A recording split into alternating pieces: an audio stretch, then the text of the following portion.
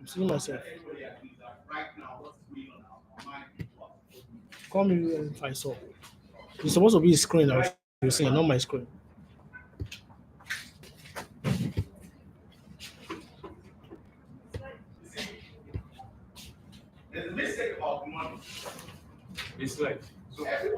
I've sent the slide already. Recalibrates your entire system. So between the non-REM and the REM level, there is a system of regeneration going on. So that when you wake up, your mind is at peace, rest. You are prepared to use your mind. So the next one is what? Your mind. Why is your mind very important? If you're here at the last session, you understand why I'm talking about your mind. Why is your mind very important? Can someone tell me what I said about your mind last session? It's a garden. Thank you. So how well have you been planting that garden since last session? Beautiful. How well do you plant your garden? What kind of plants do you have in your garden? Do you have beautiful plants in your garden? How many books have you been reading? Have you read about those that have made money? Have you? Have you? Then you talk about your spirit.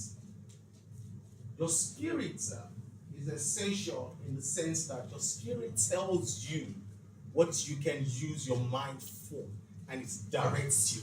So whether you're a Christian or you're a Muslim, you must be in tune with your spirit. You must have a time where you reflect on everything that you've been reading.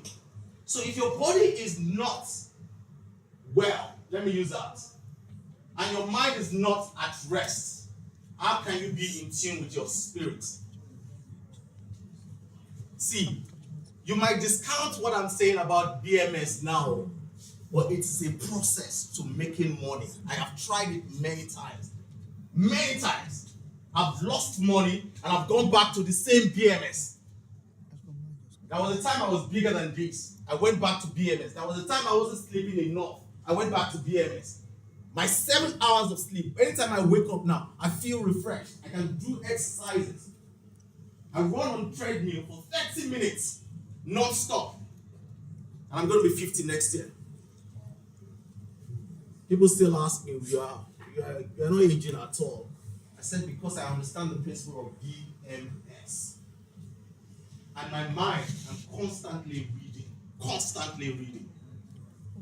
And my spirit, I spend private time just reflecting on everything around me.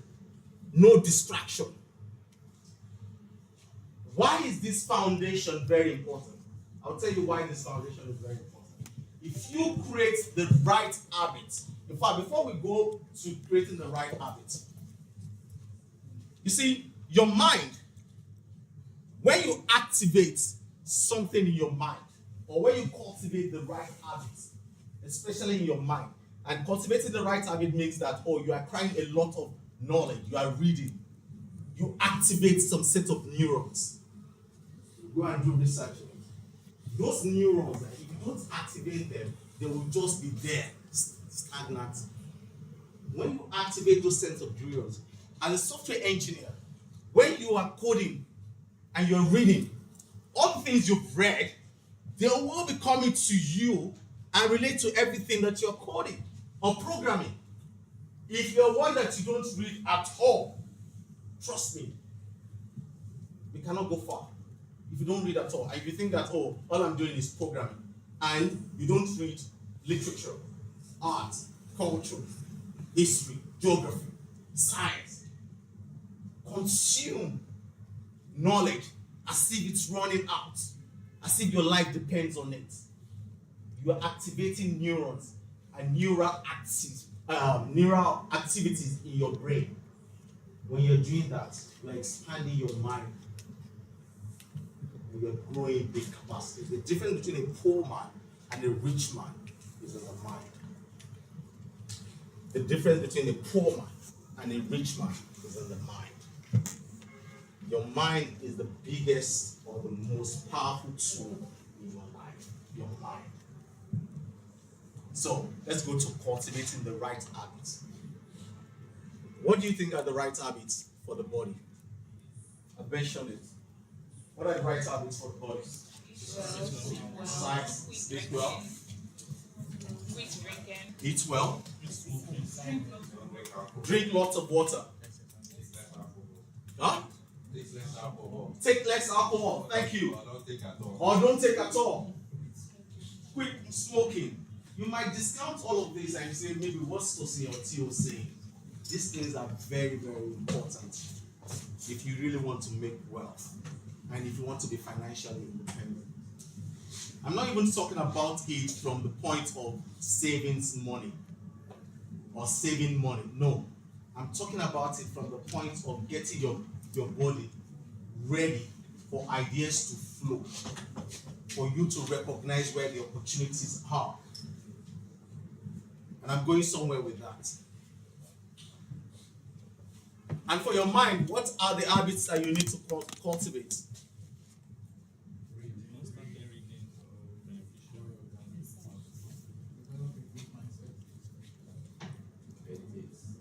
Meditate. You know, there are productive habits, there are destructive habits. There are productive habits, there are destructive habits. The productive habit is actually acquiring as much knowledge and reading as much as possible. There's a book, Psychology of Money. You guys go and read about it. Psychology of Money, The Richest Man in Babylon by George Clason. Go and read about it. Rich Dad Poor Dad, Robert Kiyosaki. Go and read it. Rich Dad Poor Dad. Readers are leaders. Readers are winners. Winners are readers. I cannot overemphasize the need for us to read. My former pastor, still my pastor, Sam Adeyemi, would say that if you want to keep something from a black man that he will never know at all, where do you put it? In a book. You put it in a book. If you have the secrets to Coca-Cola, you know Coca-Cola's secret is somewhere right now. And there are 6 people in the world that know about that secret. If you keep that secret in a book, Nigerians would never search that. They will never know it. In other developed countries, you see everybody reading in the train, reading everywhere. The culture of reading, we don't have it. And that's why we struggle to have innovators coming out of Nigeria. Have you wondered why most of our innovators are from Europe and from other developed countries? Outside of the fact that yes, their countries are, overwhelmed with a lot of opportunities, the market is there and everything. But in terms of creativity, they have it. You know why? From the very little age of 2 or 3, they start reading to them even as a baby. And they grow older seeing their parents reading. So they cultivate the habit of what? Reading. And when they do that at a very early age, they're activating the neurons I told you about. So if you have a child, a Nigerian baby, and one from Europe, one is exposed to reading, and the other one is exposed to mommy, play. Mommy, I want to eat. Mommy, let me go and play with my friends outside. I'm not saying playing is not important, but the guy is probably deprived of the basic stuff. If the guy is deprived of the basic stuff, the guy will never reach. I'm talking about that child. But one is being exposed to reading. The neurons in this one will get activated and to expand the universe of his neurons. Here, it will not. You will rather be deprived. When they grow, what do you think will come up with ideas of a Meta? Come up with ideas of Amazon or Netflix? Or come up with ideas of Tesla? Exactly. Have you wondered why Elon Musk ideas are imaginative ideas that you wonder, is this guy smoking something? is because he started out by reading fictional stories, imagining where the world would be. We are not even done occupying the world, this planet. He's saying that, oh, we should start thinking about what? Another planet. And if you ask him, he will tell you that he's planning interpersonal planets between the planet Earth and Mars. You can only get that from books that you've read and imaginative stuff that have come to you. So your mind, again, your guardian, is in your world, your CPU or your GPU. GPU now is faster than CPU. So your mind is your GPU. And cultivate the right habits for it. Let's go to the next slide. Again, I've talked about this. Destructive. What are the destructive habits? Let me ask you guys. Binging on Netflix. Yeah? Binging on Netflix. Good. Destructive. Having a fixed mindset. Destructive. What else? Destructive. Afraid of failure. Destructive. What else? Being rigid. Destructive habits. Doubting yourself. Destructive. Fear. Destructive. Not sleeping enough. Destructive. Overeating. Destructive. Smoking. Destructive. Spending more than is necessary. Destructive. Before now, anytime my friends will just call me and say, oh guys, let's go to the club. I will go out and have fun. And at some point, we started boring ourselves brain and like, guys, we're actually spending too much money. Even if you do have it, the destructive habit is going to spend too much money at the club. It is destructive. It is destructive to your body. It is destructive what? To your pocket. Destructive habit. Not reading at all is destructive habit. Do you know another thing that is very destructive? Being in the group of those that are not moving you forward. Destructive.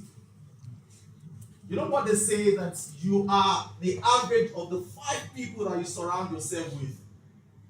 So if you surround yourself with 5 people and you guys are always talking about, oh, we don't have money, you are not meant to be among those other 4. That's a destructive habit. Go and read about Peter Thiel, Elon Musk, the guy that did LinkedIn. All of them, they were together. They were a group of almost about 7 of them. And out of that 7, Elon Musk came out, PayPal came out, LinkedIn came out. Those guys, what do you think they were talking about when they were together? Ideas. Ideas. So tell me, every day, who do you surround yourself with? If you surround yourself with people that are always complaining that there's no money, rather than discussing what ideas can bring money, what books have we read, can we share and activate our neurons? Destructive habits. Because you surround yourself with what? Pity party. The people that will tell you that, oh, this government, they are not doing well. Destructive habits. Surround yourself from today. Last session I told you about people audit. That people audit, you don't have to wait till the end of the year before you do it. You can start doing people audit every week. On your phone, how many people do you talk to regularly on your phone? If you look at the top 5 or top 10, are they people that will add value to you, or they will take value from you? Destructive habits. These are destructive habits that we do not pay attention to, but they take away from you gradually. Today, I have people that we all grew up in from Papa Down. They will call me. They will call me arrogant, or arrogant fool or whatever. Tried and everything. But I worked my socks off in getting here. So I could help you and support you 1 or 2 times. But when you begin to take it as a habit to ask for money, I cut you off. Because God knows that I've done my best. The value you bring to the marketplace determines who you're going to be in the future. And that value can only be developed when you surround yourself with people that will lift you up. You know, David was saying that we rise by lifting others up. It wasn't really him that said it. Whoever said it, they said the truth. We rise by bringing others up. But who are the people that will bring you up? Are they people that will bring you down? Today, as you leave here, go and do a check. Find people that you talk to the most every day. Are they adding value to you, or they are taking value away from you? Destructive habits or productive habits? Let me shock you with something. The next slide will shock you. When I was preparing this slide, I decided to develop a pyramid. Look up. Where do you think you belong?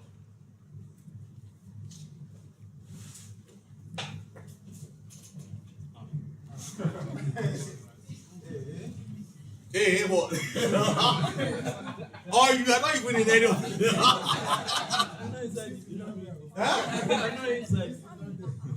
Oh, your own is not there. You mean even this lower class thing, you're not there. I just. That's the foundation class.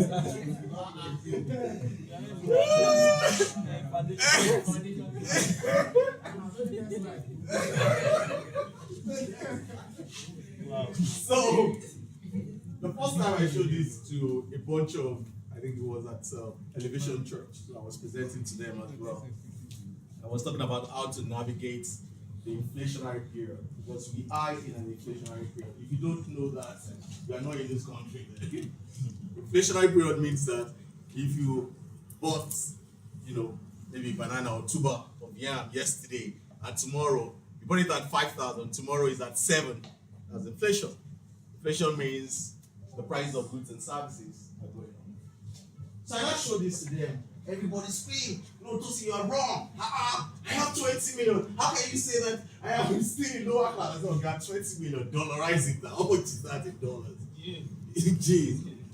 By the time you dollarize it, you know you're still in lower class. $20 million is not up to $20,000. You know that, right? Yes. Exactly. And so if you think 20 million naira and you're a millionaire, you walk around town that I'm a millionaire, okay, think about it. If you dollarize it, you're still a what? A thousandaire. But this is meant to jolt us. It is meant to wake us up. When you leave here, this mental picture, and I did not say it, I wanted to have an imprint in your heart. Every day, you need to begin to ask yourself, Tosin, I want to move from this level to the next level.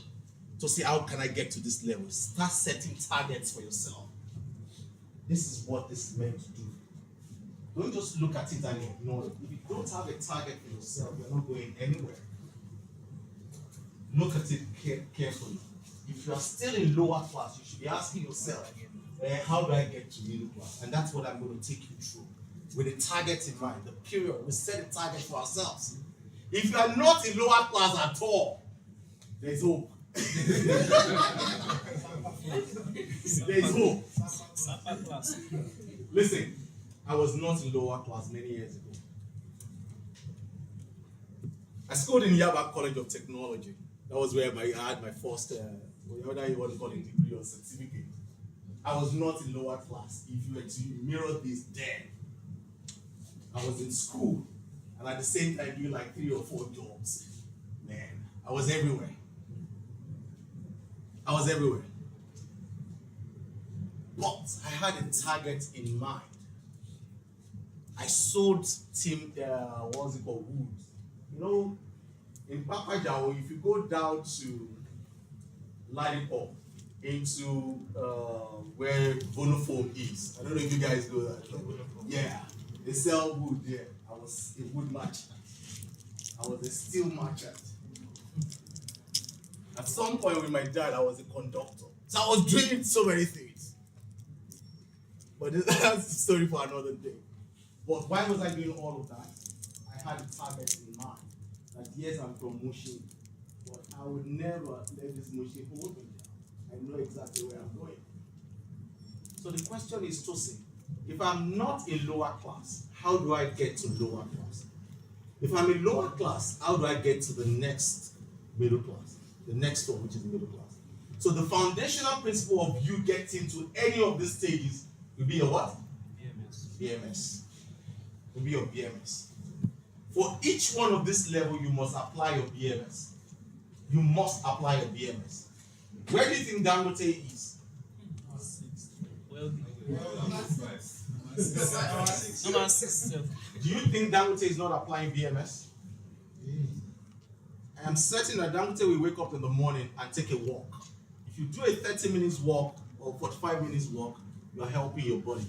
Do you think that Dangote will just wake up and just go to work? No, he would walk. After your meal, do you even take time out to walk? To walk? Do you? Take a long stretch. Science dictates that after every meal or after your evening meal, you should do a long walk for 30 or 45 minutes. It will aid digestion. It will. So Dangote himself understands the principle of BMS. Do you think Dangote doesn't sit down to activate his mind and read? Have you sat down with him or listened to him? He'll be pouring out numbers. Why do you think he still retains those numbers at that age? Dangote is 70 something. So when you activate those neurons, they help you against Alzheimer's. Some of you have heard about Alzheimer's before. Dementia, partial memories. So you need your mind to be very active. Activity on your mind would help with those neurons that you built. And you can only build those neurons by reading. Warren Buffett still reads so much, and he's almost what? He's over 80, I think he's almost 90. And you don't think that Dangote also consults with his spirit man? He's a Muslim. He makes time out to pray, to ask God for direction, to order his steps. The reason why your spirit man is very important is that whatever you say has a positive and a negative. Words are life. The Bible says that the power of death and what? Life is from what? The tongue. You would think that some people are using afoshe in Yoruba. No, it's not afoshe. It's because they are speaking life into their situation. So your spirit man, after reflecting on it, you need to begin to say it. You say that, man, today as I move out, my destiny helpers. That God, please send your Holy Spirit to direct me to those that will help me. That opportunities should come my way. See, all the things that I'm saying is because I've tried it too, and it has worked for me. So I'm not coming to you to say things that have not worked for me at all. So I am not like the seller of coffee and coffee. No, I am not. It has worked for me. When you wake up in the morning, after doing the exercises, you probably read something. In fact, you could even do the reverse. Speak to your spirit man first before you do exercises. Or you can lump all of them together and say, in the next 90 minutes after waking up, I'm going to do my BMS. Next 90 minutes after waking up, I'm going to do my BMS. My S, I must begin to say that God unveiled the treasures of dark places. Say it. Say it. Don't murmur it all. Say it loud. Let all this, because the spirit controls the physical. If you don't know it today, you're in trouble. If you don't know that there's spiritual realm, you're in trouble. Because there's spiritual realm. There's spiritual realm. You know there's spiritual realm? Yes. Yeah. You have the bad and the good. So why can't you control the good for your favor? You say opportunities should come my way. Say it.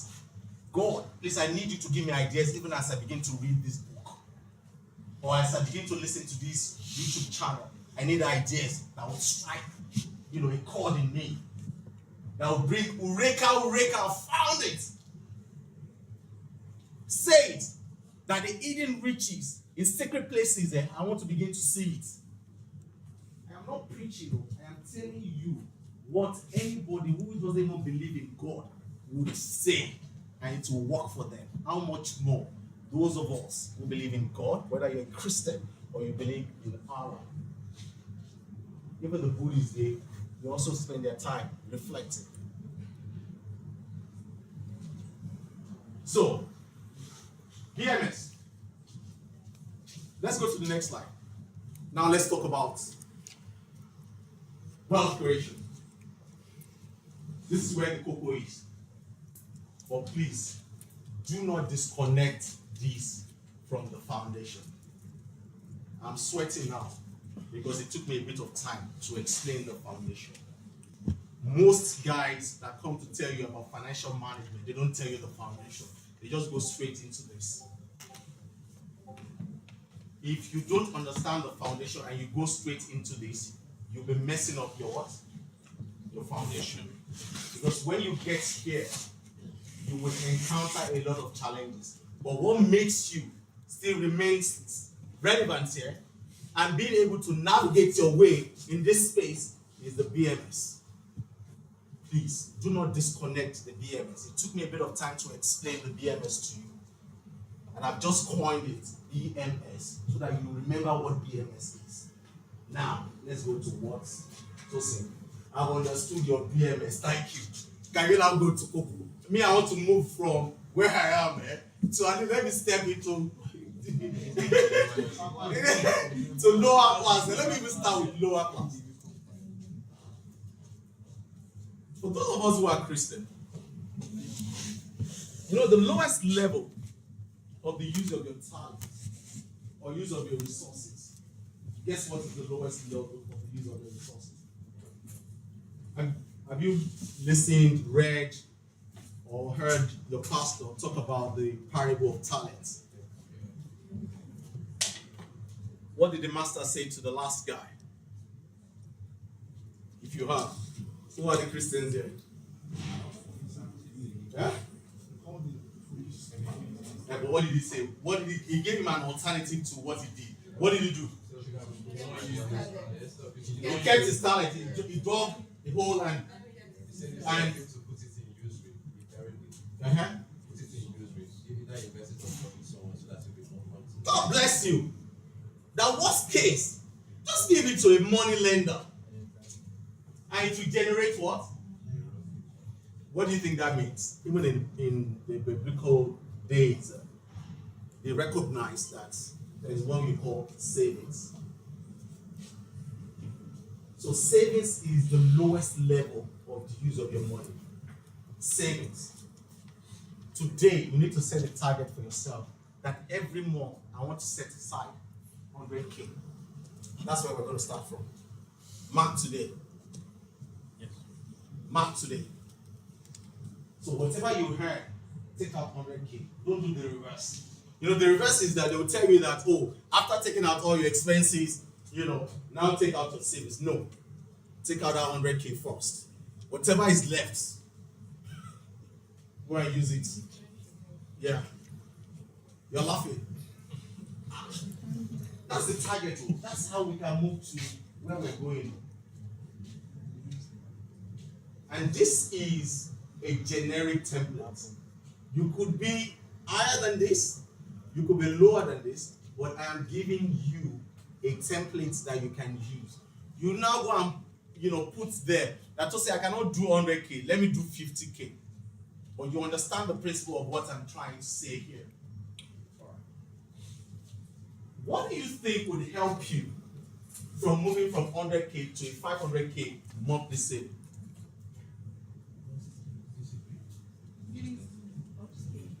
God bless you. Say that again. Building skills. Building skills. Do you know that while you're working 9 to 5, there are other skills that if you don't activate or acquire, you will not know about it. The only way you can know about it is what? Is by acquiring knowledge, your mind. And you begin to develop other skills. There are some people today in their offices, they are the best writer. If you give them a document, the way they will review the document, note everything. But guess what those people are doing? They are limiting everything they know about writing to what? Their office. Why can't you write? Do you know the number of people that cannot write? Even in my world, where we do a lot of investments, 90% of those investor or portfolio managers, they cannot write. So your skill set of writing, why can't you put it into use and start getting money from it? Do you know that when you are with your friend, there's a particular guy or lady that speaks more than everybody? Everybody listens, and they will crack jokes. She will crack jokes. Everybody will laugh. Why are you not an MC? At occasions, and they'll pay you money for it. Even in your office, you tell them that if you want me to be the MC of this school, you must pay me. Those are talents. But those talents, you don't just hide them. You need what? To upskill them. You need to upskill them. What about organization? There are some people that they love to organize everybody together. So why are you not using that outside of your office? God has given you what? 24 hours. The question is that 24 hours, if you take out 7 hours out of it to sleep well, the remaining 17 hours, how do you allocate it? My point exactly is that if you target your mind that see you want to move away from this 100K you're saving to 500K, what more do I need to do? What more do I need to do? You need to look around you and ask yourself, what are the extra talents that I have that I can complement what I'm doing presently? Right now, I have at least at the minimum 5 streams of income. Right now, 5 streams of income. And I started out with the habit of creating multiple income when I was in school. I told you that I was selling timber. I was selling steel for construction companies. I was also doing conductor work at some point. I was doing taxi. You guys call Uber now. For me, having streams of income was important, but you could only have those streams of income if you acquire a particular skill that would generate wealth for you. Life is never fair to you. Life would only consider what you bring to the marketplace. So the question is, what do you bring to the marketplace? You are what you bring to the marketplace. What do you bring to the marketplace? What value do you bring to the marketplace? If they're paying you 200K today, that is what you're bringing to the marketplace. If you think you're worth more than 200K, show to them that what you're bringing to the marketplace is more than 200K. Show to them. Start learning new skills. As the last session I said to you that how many of you have started acquiring new languages? French, Mandarin, Arabic. How many? You think it's not relevant? When you start talking, because it's the global village now, when you start talking to guys outside of this country, they rather want to talk to you because you understand their language than any other person. Even if your skill set is slightly below the other guy, but you understand their language, they will speak to you. Language is very powerful. Very powerful. What are the skills you are bringing to the table?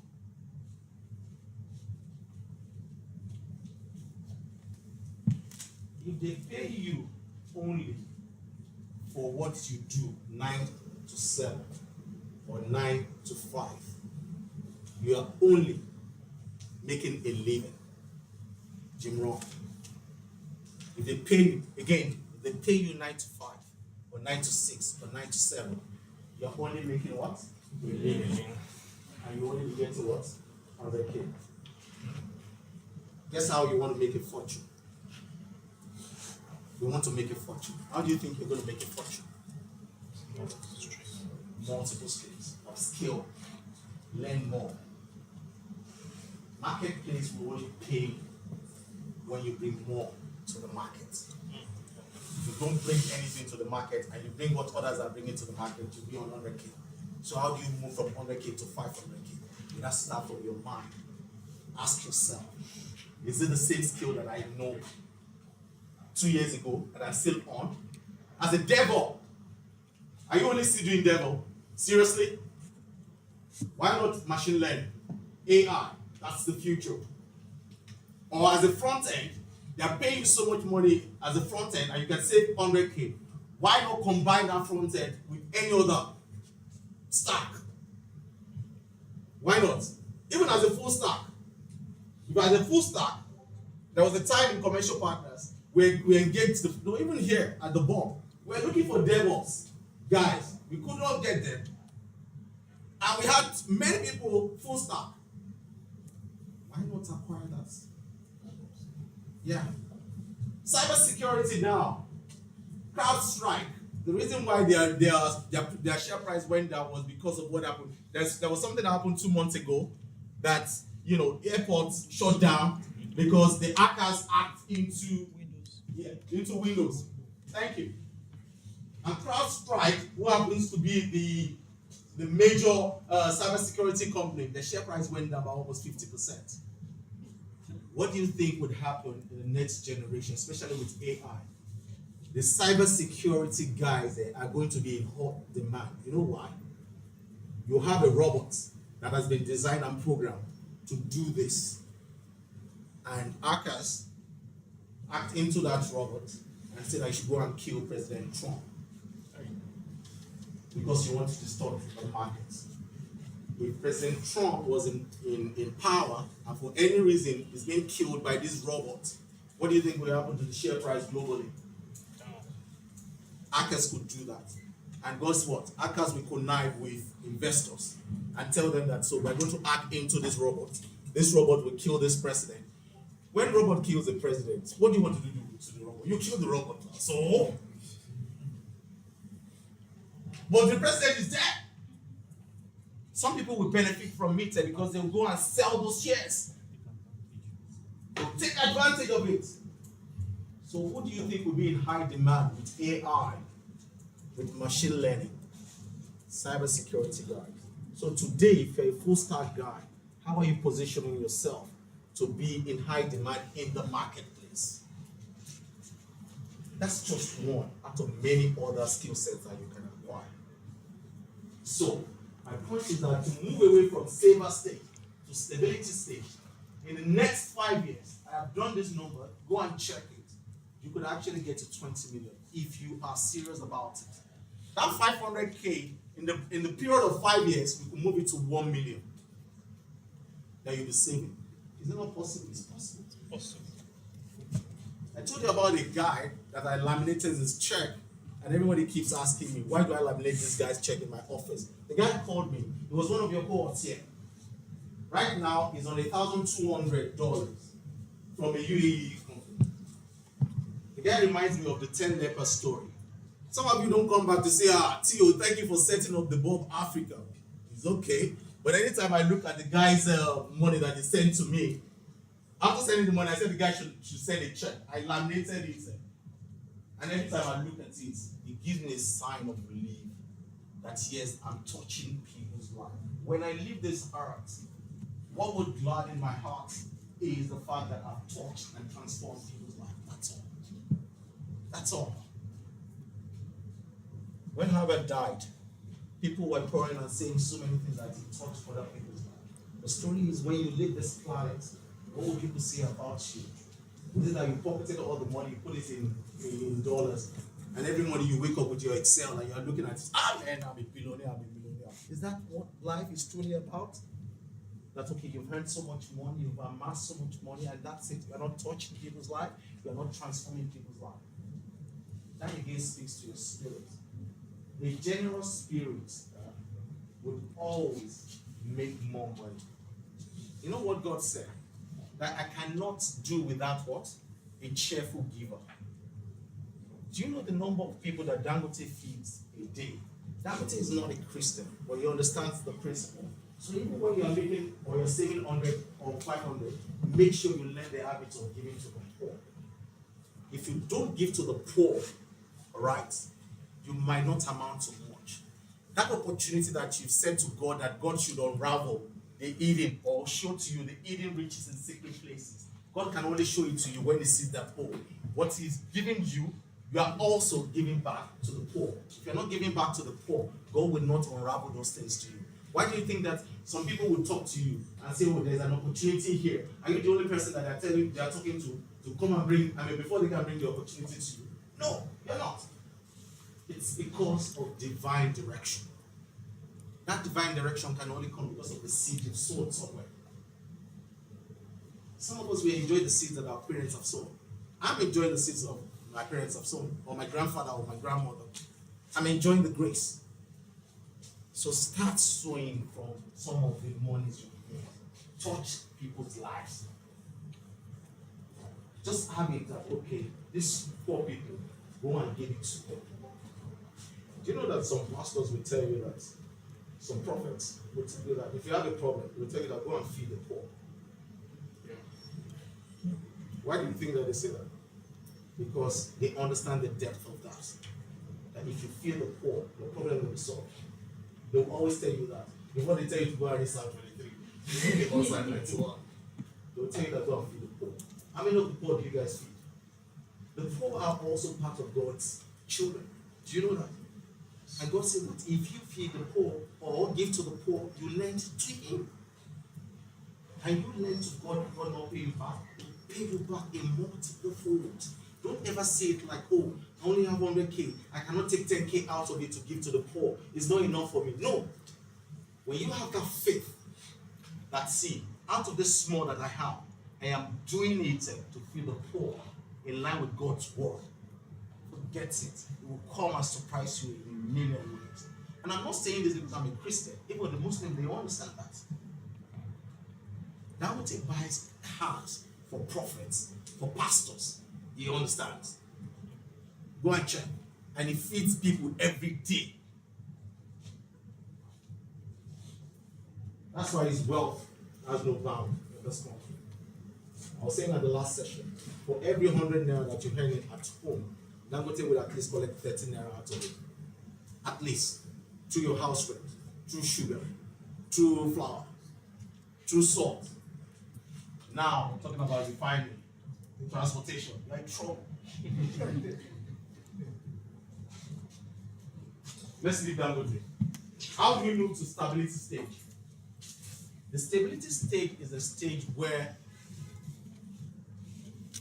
I don't want to use the word you balance. You're not balancing yet, so but it's a stage where you begin to find peace, and you begin to think that, okay, what more can I do?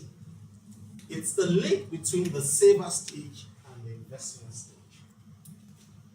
The saver stage is when you are gathering crumbs and you are still investing. But your mindset must be where I want to get to investment stage. That is where the cocoa is. We will go on a break for you guys to stretch your leg. So that when we go to the investment stage, I will take you down to where the cocoa is. The real money in terms of multiplying whatever it is you have. If you are not out of saver stage, and you're asking to say, why are you taking me to investment stage when I'm not out of saver stage? Start reading about what? Investment stage. So that when you get to investment stage, you are not going to call Tosin, but you've acquired so much knowledge. In fact, what the investment stage does, when you begin to learn about it, that it inspires you, it activates a super neuron in your brain that, man, this investment stage, the people there, they don't have 2 heads now. You know, you won't be motivated until you have a big target in front of you. And like I said to you, that money is a visitor. If you don't have a target, when that money comes, you will see 1 or 2 of your family members that will call you for one issue. Is anybody a witness to that? Before now, I don't know how to say no. People would ask me, my sister, she's tired of paying out. She can pay out in 5 days. She doesn't pay out. So, oh God, he said, he doesn't pay the money out. But the moment I started having projects I'm working on, that money is going to the project. So if you ask me, if you say, man, you know, whoa, listen, I'm looking for money. Yeah. So for people like me that shy away from saying no to people because you're thinking I'm supposed to help. Yes, I'm supposed to help, but I'm also running a project. So that money goes into that project. If you're asking me, I don't have, I'm sorry. But the moment that money sits in your account, I swear to you, sorry to use that word, there are some spiritual. They call them monitoring spirits. They know when that money is coming. The moment the money lands like this, they are already sending you messages, and they will start by praying for you. I swear, they'll start by praying for you. I see God has not answered your prayer. If that's how it works, pray for yourself, right? So that you can make the money. But when that money is going to a project that you've earmarked for yourself, so when you're living here, go and open an account anywhere and say to them that, see, any money that comes into my account, take the 100K out or take the 500K out. Because you have a target in the next 5 years, you want to get to lower class to start with.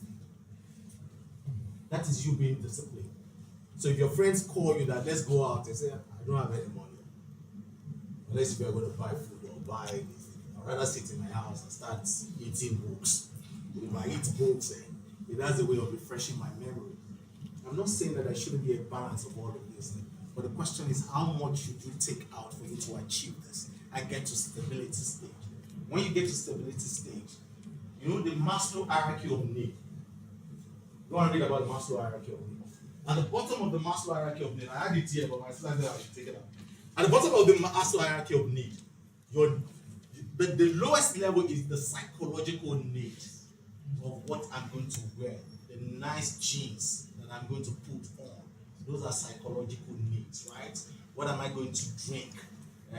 My landlord, I'm putting all of those things. By the time you get to stability stage, you don't bother about those things at all. You don't bother about them. You are mindful of them, but you don't bother about them. There's a difference. You're mindful of them, but you don't bother about it. Guess where your border is?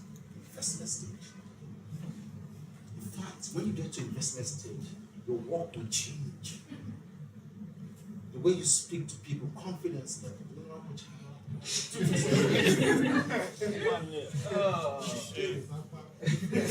Nice one. But seriously, there's a way your body, mind, and spirit will understand that you are in stability stage.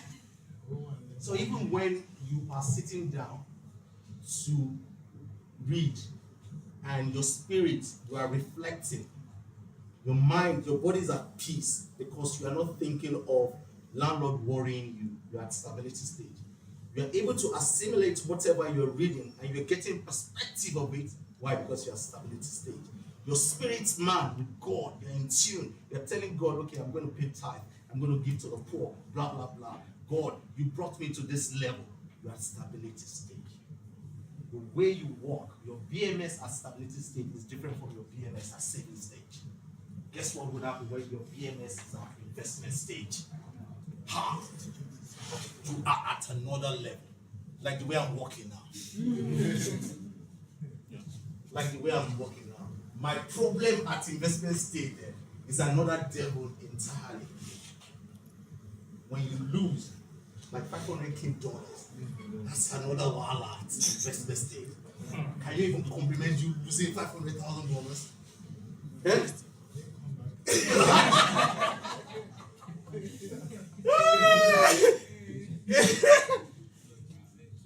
My point exactly is for your body and your mind and spirit to assimilate you losing $50,000 and still be alive. Your body would have gone through that BMS at the saving stage, at the stability stage. You've empowered the BMS from the beginning. When I was in Mushin, I cannot even dream of having $50K, talk less of losing $50K. But over the years, my BMS have moved up. The capacity, the strength it has, it can actually absorb the shock of a $50K loss. Your BMS is the most powerful tool you have. We'll go on a break now, right? And when we come back, we start talking about what? The investments. Before we go on the break, do you have any question on savings or everything I've discussed before we go into investment? Because when we get to investment, that's another question, Q&A on its own. So I will take one or two questions from everything I've said till this present moment. Please, when you're asking, give me your name. If I forgot your name the last time, please tell me your name again. And yeah, I'm Kazim. Kazim, yeah, I remember. Yes. So my question is. Please, can you speak up so that those people? All right. My question is saving. Yeah. You know, when you want to save 100k, like you want to remove 100k from your income. Yeah. It means you have a fixed income, like a salary, something coming from somewhere. Yeah. What about someone that maybe 50k here, 10k here, 5k here, you don't even know how to even quantify how much you are making. Talk more of separating or removing something out of it to save. How do you manage that scenario? Thank you very much. So you've agreed that those monies they come in from different places at different times, right? Is that what you're saying? So you aggregate everything. Very simple. And you know the period at which they will come. What I'm saying is you don't have to take 50k out like this. It could be 10k, from different sources. But give yourself a target of ensuring that 50k leaves your account periodically. Whether it's monthly or quarterly, let that. It depends. See, this thing is not fixed. It's not cast in stone. It could be 50k. It could be 20k. It depends on how you want to go. It could be 200k. But I decide to use 100k because I feel that 100k could be a leveler for everybody. I might be wrong. But I think that if you set a target of 100k for yourself to get to a stability stage in 5 years, it's achievable. If you don't have that 100k now, go back and ask yourself, what do I need to do? What kind of skill sets do I have now? Some of you would like to cook. Pastor Gini was saying this. Sorry. Some of us are Pastor Gini. That's wrong. Yeah. We should can't go. We can't leave your body sometimes. We grew up in some of this ourselves. Anyways, Miles Muro. Go and read about it. He passed many years ago. So essentially, he was saying in one of his preachings that there was this particular lady that was always coming to him, and asking for hands and begging and everything. And he says to her, what is it that you like to do? And she says, okay, anytime in our office people gather around, I'm the one that's always cooking, and I make cookies for them, and I enjoy doing all of that. The Bible says that God will bless the works of your hands. I said, so you love to cook? He said, yes. And people actually love this. Yeah, he said, in fact, sometimes they'll call that you've not made us cookies. I said, can't you see there is a disconnect? People love, you come to a marketplace, you are baking cakes for them, cookies, and they are not paying for it. Relate that to the parable of talents. What you've done is the talent that God has given you, you're only just giving it out freely, without a consideration for that. Say, okay, what you need to do, go and get a gas cooker. I will give you money to start with that. That cookies, start baking it, wrap it well, and start selling, maybe with small amounts. So the following day or following week, when she got to the office and people started, oh, where's the cookie? She said, it's small amount. And people were ready to pay, and they were paying. Those people started referring other company staff to buy. And 2 years later, the same lady came and met him at another conference in the US. Then they were at the Bahamas in the US, and the lady was saying, I came from the Bahamas to the US just to see him. He said, why? He said, you remember 2 years ago? No, he said, yes. How's cooking and baking going? He said, I have 3 chains now of stores. If she was just begging, that's a fixed mindset. She needed someone to jolt her and say that, oh, this talent you got, which God gave her, but she did not recognize that it's a talent that could produce money. This is what you need to do. You can only, if it wasn't that she met with pastor, if she was in a spirit mind and she was reflecting at one point, Holy Spirit would have told her, and see this thing that you gave, you're always giving out. Start asking people for money. Maybe Holy Spirit was able through that man to tell her, what? Some of you have talent, but you don't listen to your spirit man. You don't even make time out to reflect. Rather, you go and watch Nollywood. Rather than reflecting on Nollywood, Holy Spirit is moving around your room. You say, okay, when this guy is ready for me. You think it's a joke? It's not a joke. Start cultivating the habit of sitting down. The Buddhists, they'll cross their legs and they'll be meditating. They'll go into the spirit realm. It's the same thing. I'm not saying you should cross your legs, but look for a quiet place in your room and start reflecting on everything you've read, everything around you, and asking God for what? Revelation. You'll be surprised the kind of ideas that will come to you. Even while you're programming. Okay, let's do this. While you're programming, the reason why your own product will be better than the next person is because of one unique selling point. Right? Yes. Holy Spirit could just tell you, through the books you've read, your neurons that are well heightened, and tell you that, well, I need to do this. Think about this idea.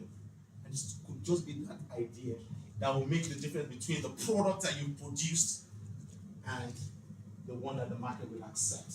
A lot of us will produce a lot of products. The market will just turn it down and say, no, the market is not ready for it.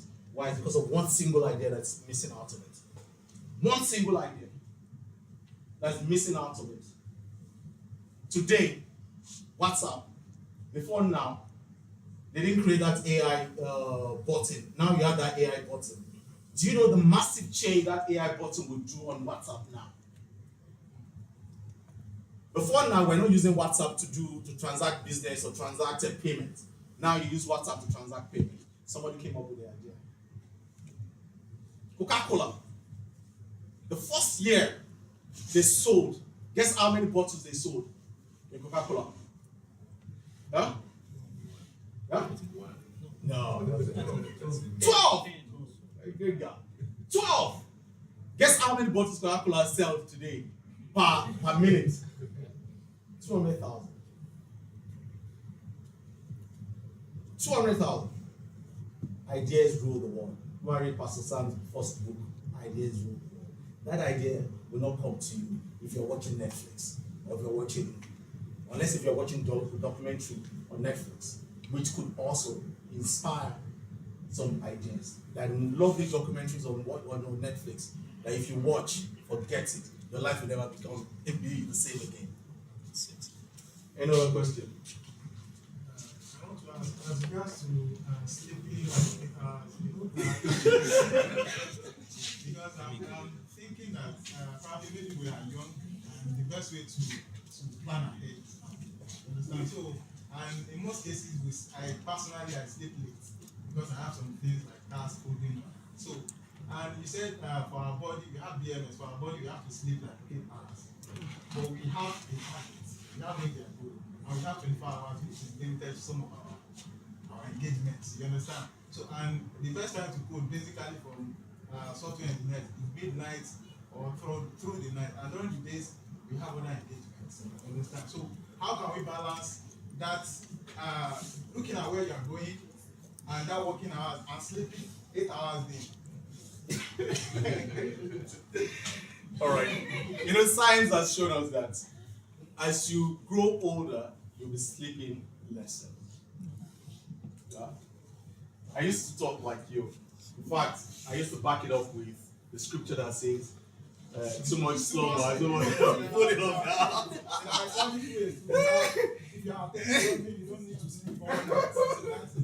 I used to believe that, if I sleep around 1, I should wake up like 4. I'm a serious guy. That means that I start working again. You are depriving your body of the necessary nutrients and regeneration. That's what you're doing. And your body, unfortunately, for those of us that do that, we think that, we're actually committing a lot of hours. It's not in the number of hours, It's in the quality of sleep. No, the quality of the use of that time. It's in the quality of the use of that time. There's some ideas that will not come to you because your brain has not regenerated or recalibrated, that you will struggle to remember or to think. But when your brain has been regenerated and recalibrated, those ideas will come to you. See, if you match sleeping well with you going to the gym, your mental strength, it works for me. I don't know about you guys. If I go to the gym to work out, it's like I am smoking something. Go and try it. It's like my brain is stimulated. The ideas that will be coming to me. And when I now take a shower and start speaking to God, more ideas would flow.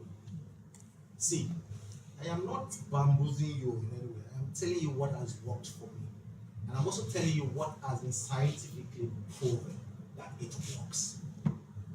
If you've not been doing any form of exercise today, start today to do it. Not just because of the physical, the health, benefit, but for your brain.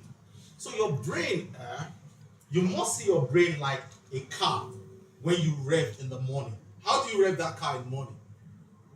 By doing exercises too, you rev your brain in the morning through exercises. How else would you rev your brain if you don't do exercise? How? So you're still young now. You would think that, oh, this man, leave me. Trust me, in the next 5-10 years, you'll begin to see the effect of what I'm talking about. You'll begin to see the effect of what I'm talking about. One other thing you could do, look for not 2 is too long. Maybe 30 minutes, 1 hour during the day. Take a nap. So if you're unable to do that long stretch of 8, and it could also be 7, it doesn't have to be 8. For older people, they could do 8. But for younger people, they could do 6 or 7. If you're unable to do that, make sure during the day, you have at least 30 minutes or 45 minutes or an hour to just take a nap. You'll discover that when you take that nap and you wake up, your brain is ready for the next long hours of work. But what I'm saying generally is sleep is very essential for your body to regenerate, your system to regenerate, and your brain to recalibrate. Very important. Yeah, I'm going to sorry. Instead of exercising, not everybody will be able to exercise, perhaps due to some place or something. Don't you think music can also help you relax your brain? Good. Music can, but music will not replace exercise. The exercises I'm talking about, it's not one that you have to go to the gym and do exercise. You can actually do some exercise in your Give it a one. And like I said, In your room. disabilities. Those with disabilities. Okay, it depends on the kind of disability. If your limbs are not working, you can come. For example, someone like Stephen Hawking, I couldn't walk and I was just confined to a chair.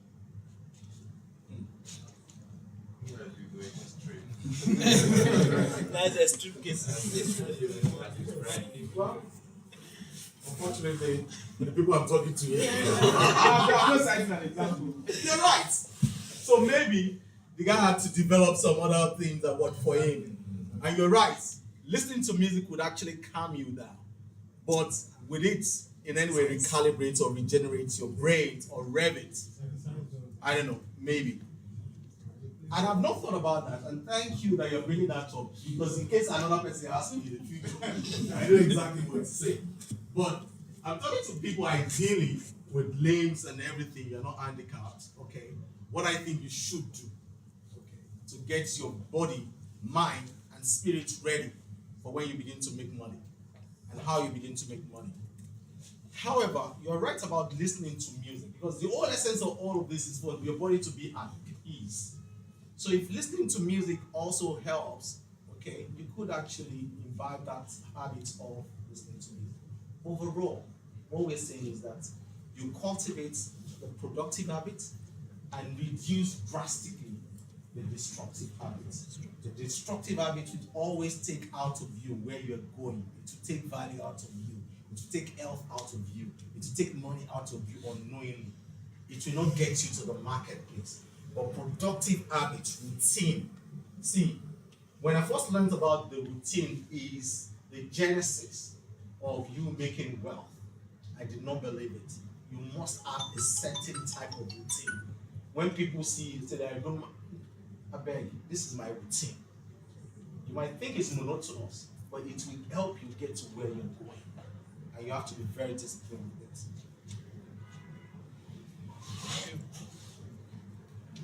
Thank you so much. Now, I mean, just okay, sir.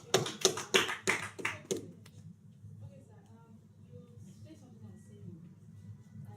Like you said, those who do 9 to 5 jobs, Yeah. making Yeah, making. Yeah. And then those of us that make the for you to live, you have to take care of your health, you have to take care of your body and all of that.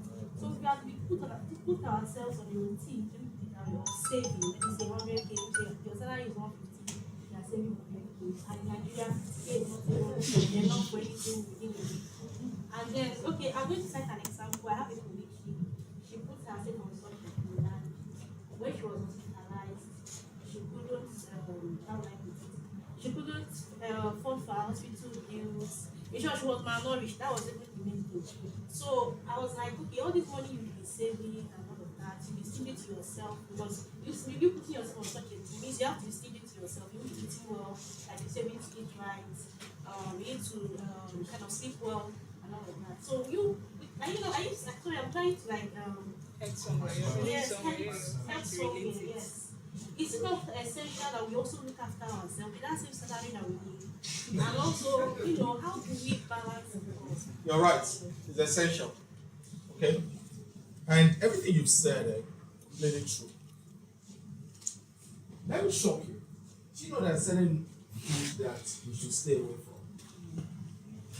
But we grew up eating those food. Yeah.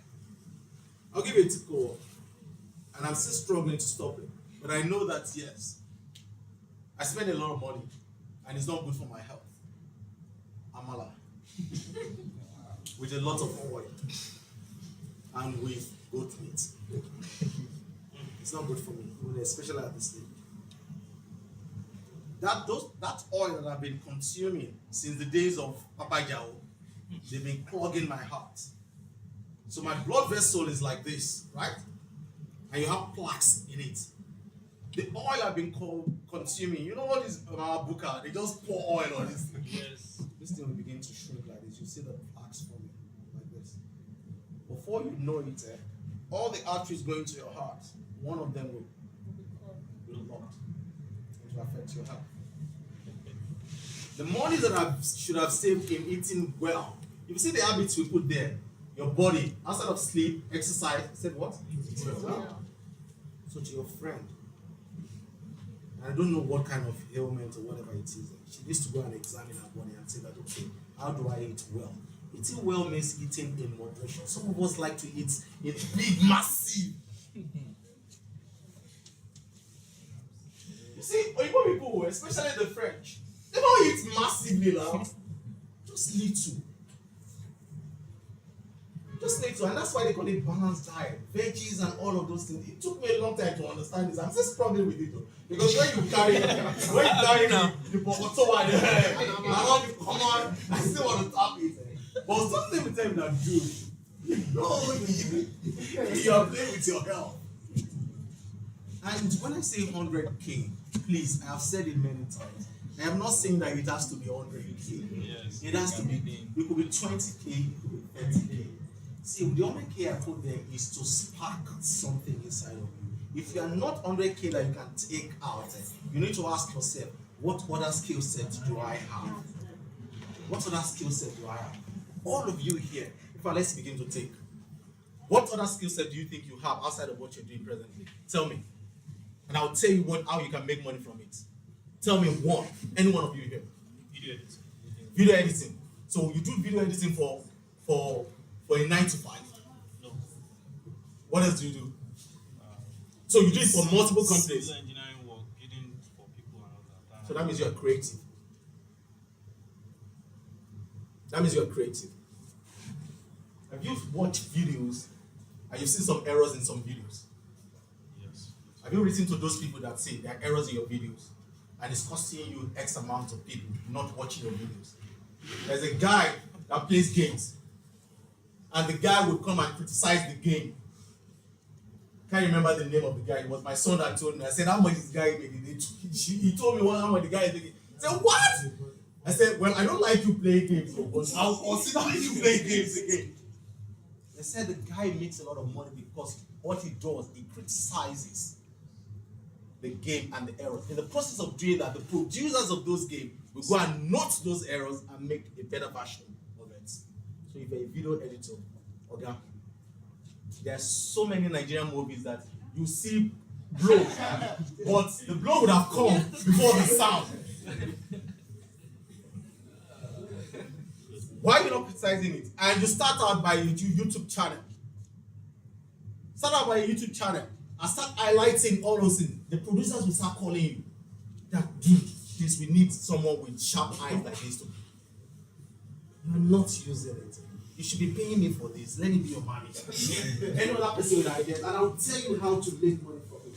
My sister is always saying that, Oga, there's no opportunity that you cannot smell or sniff anything out of it. You will always smell. God has given me the gift to spot where the opportunities are. That's why I will never lack. I cannot lack. I would have challenges, but from those challenges I will learn and I will smell where the opportunities are.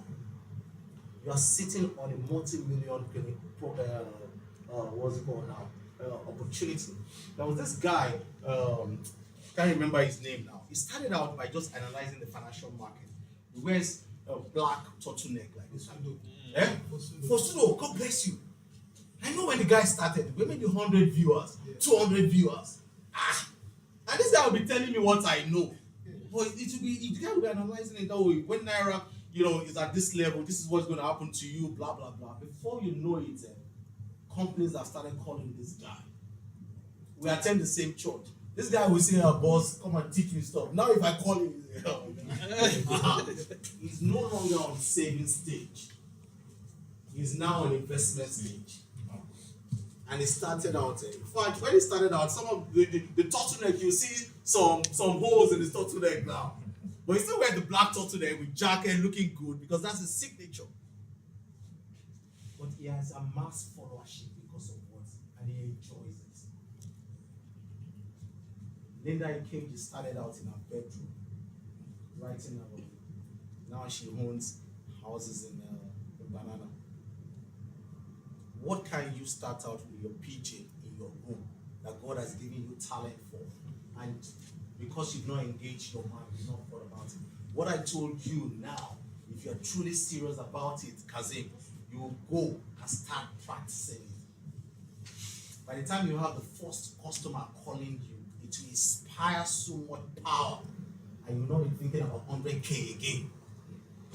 Because you will tell them that these are the errors.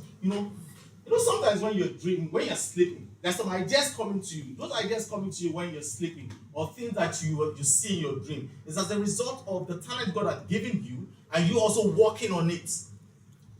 If you're a footballer, for instance, and you love to play football, you could play football in your dream. For many years, my wife would tell me that anytime I'm sleeping, I'm saying, I buy this instrument, I buy that instrument, this price, this one.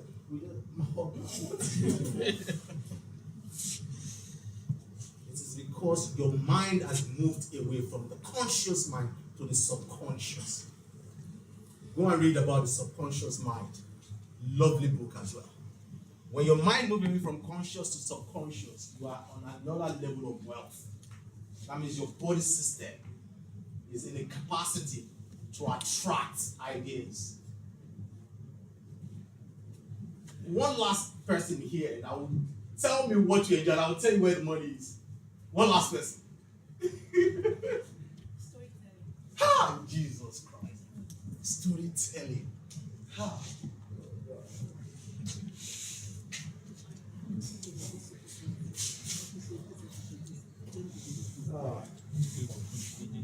So, let me tell you this gist. I have my own challenges as well. My second boy is blind. blind, but he was never born blind. His name is Eniola, he's my hero. The guy loves to tell stories. You know why? You can imagine you closing your eyes. His creativity, sense of creativity is heightened. He creates characters and he ascribes scripts to each one of the characters. There was a day he was speaking to me for 90 minutes. He was telling me a story about those characters. I thought he was reading from a book. His mom said no. Those are the things he was creating from his memory, from his brain. He's writing his book now. He's on the 6th chapter of his book. When we were together in Amsterdam, he was writing it, he was just writing. We used Braille. We're just writing, we're just typing. You can imagine you closing your eyes and just be typing. With storytelling is the power to create stories for people. Every speaker, motivational speaker, do you know what makes them stand out? Storytelling. People enjoy stories. People enjoy stories. Why you've not moved from where you are to where you should be, you're not writing it down. How many of those stories are you writing down? When you speak, put a device, those devices that translate or transcribe your voice into put it. If you genuinely have passion for telling story, start telling the stories and go and see what you've transcribed into writing. Start noting where the errors are and start publishing. You'll be amazed how much you work. Or do YouTube channel. Sit down and tell stories. If they're fictional stories. Let me tell you why people love stories. When you are stressed at work, and she's the only person, YouTube channel that you enjoy her stories. You go there and listen to her stories. Even if they're fictional stories, real life stories, you enjoy it. It brings some kind of calmness to you. Storytelling can also help musicians. Musicians, especially Ashake. Go and listen to some of it. You'll see stories in it. I'm not talking about those that will come with one word and say bang, bang, bang, bang, bang, bang. No. They will take you through a story about a guy and a babe and take you through another story, right? And start putting rhymes into it. For anybody to be able to tell story, your imaginative spirit is heightened above an average person. So the question is, what are you doing with that storytelling? Storytelling could also help with movie production. Have you thought about that? Write your story. Go and show it to some of those movie producers that this is my script. For any idea that you have, please, don't think that, oh, that idea you're just going to, you have to work on it. If there's no mileage on that idea, it will not take you far. You must put mileage on it. Mileage means that what? You put work. Storytelling, you're a millionaire in the making. 100K is not a problem. You know what your problem is? Huh? God bless you. Because I was going to deal with you by saying that you are mentally lazy. That's the problem. All of us, we go to church or mosque. We sit down before God and start praying. God bless me, God bless me, God bless me, God bless me. What more do you want God to say? Just let's see. I'm giving you this talent. What are you doing to it? Your story is like the story of the parable of talents. You are like the last person who dug it. You should be the one telling us stories, not me telling you. I don't want to deal with you more than that. I know because of that. Some of you guys know it. And tell me what your issues are. But let's go on a break there. We're not going to investment.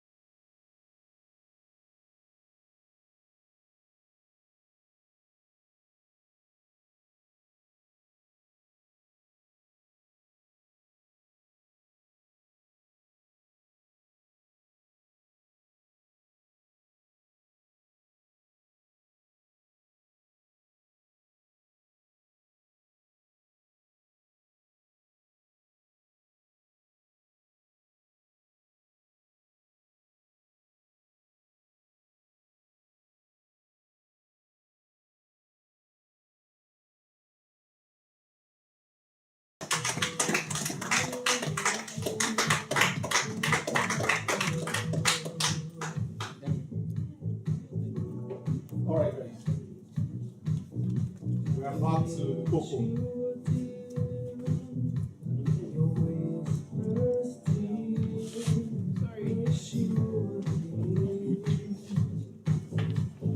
Can we take the music down?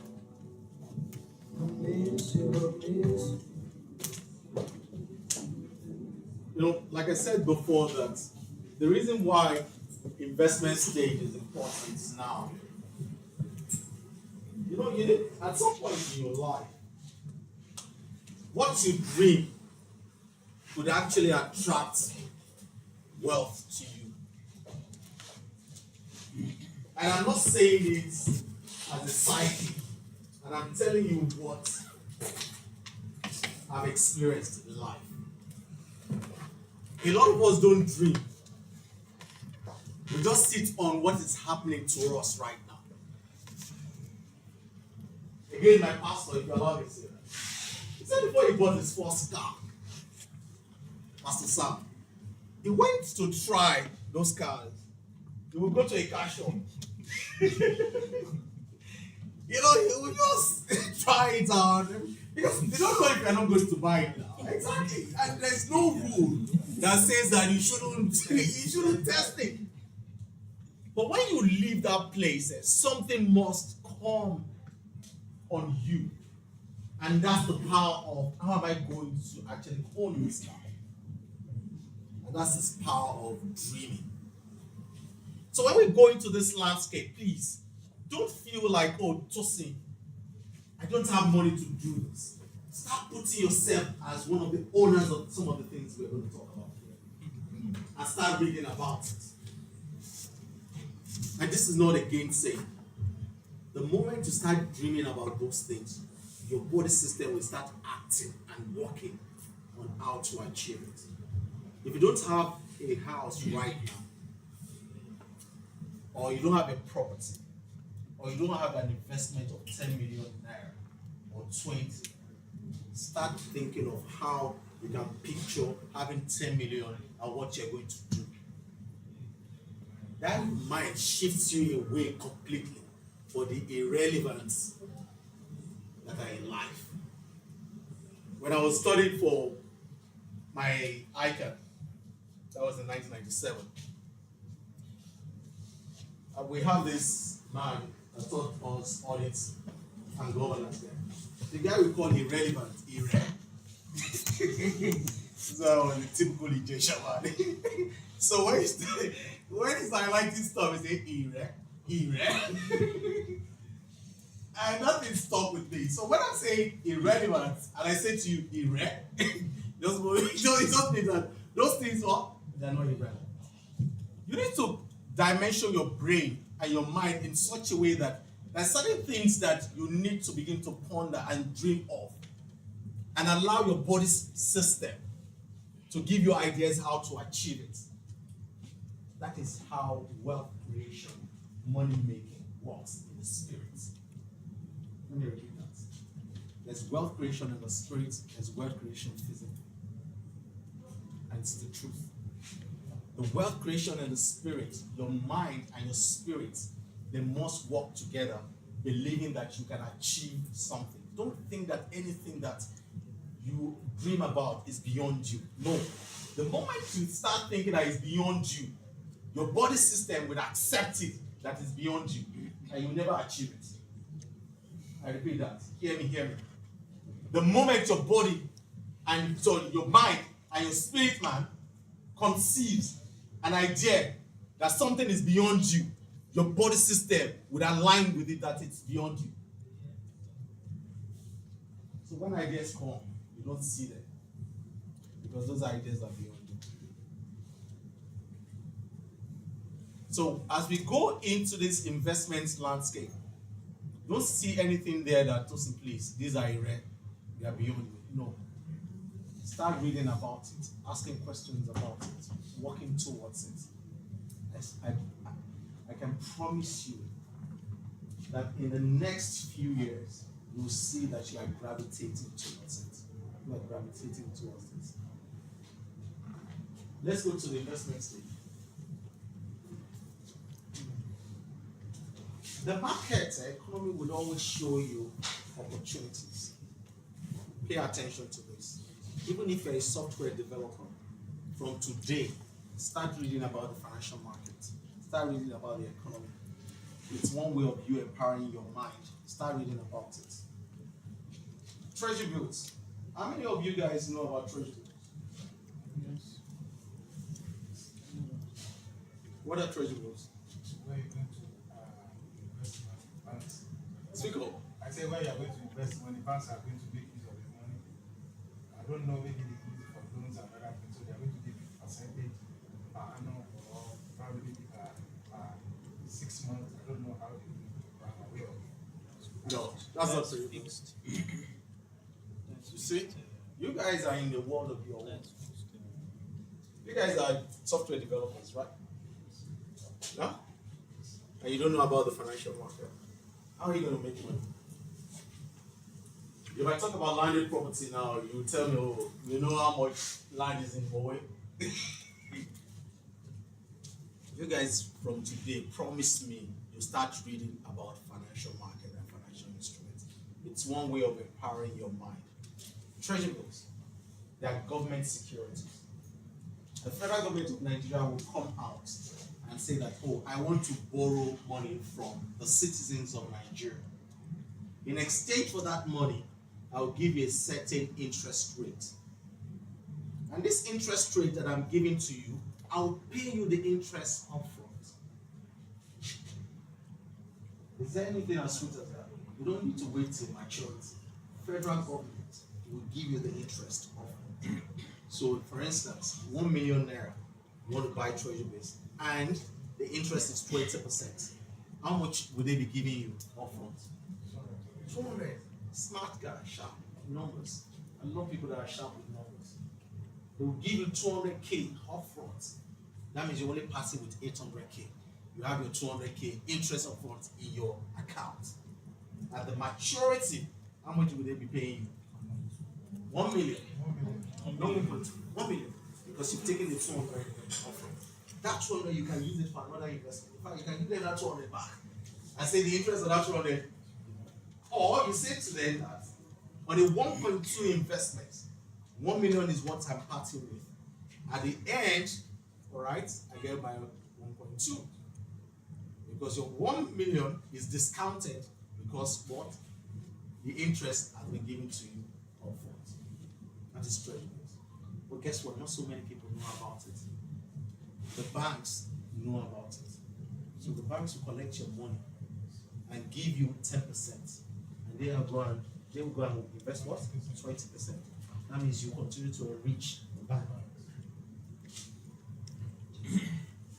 And you will be coding day and night. Is it you that you'll be coding day and night? You don't know this.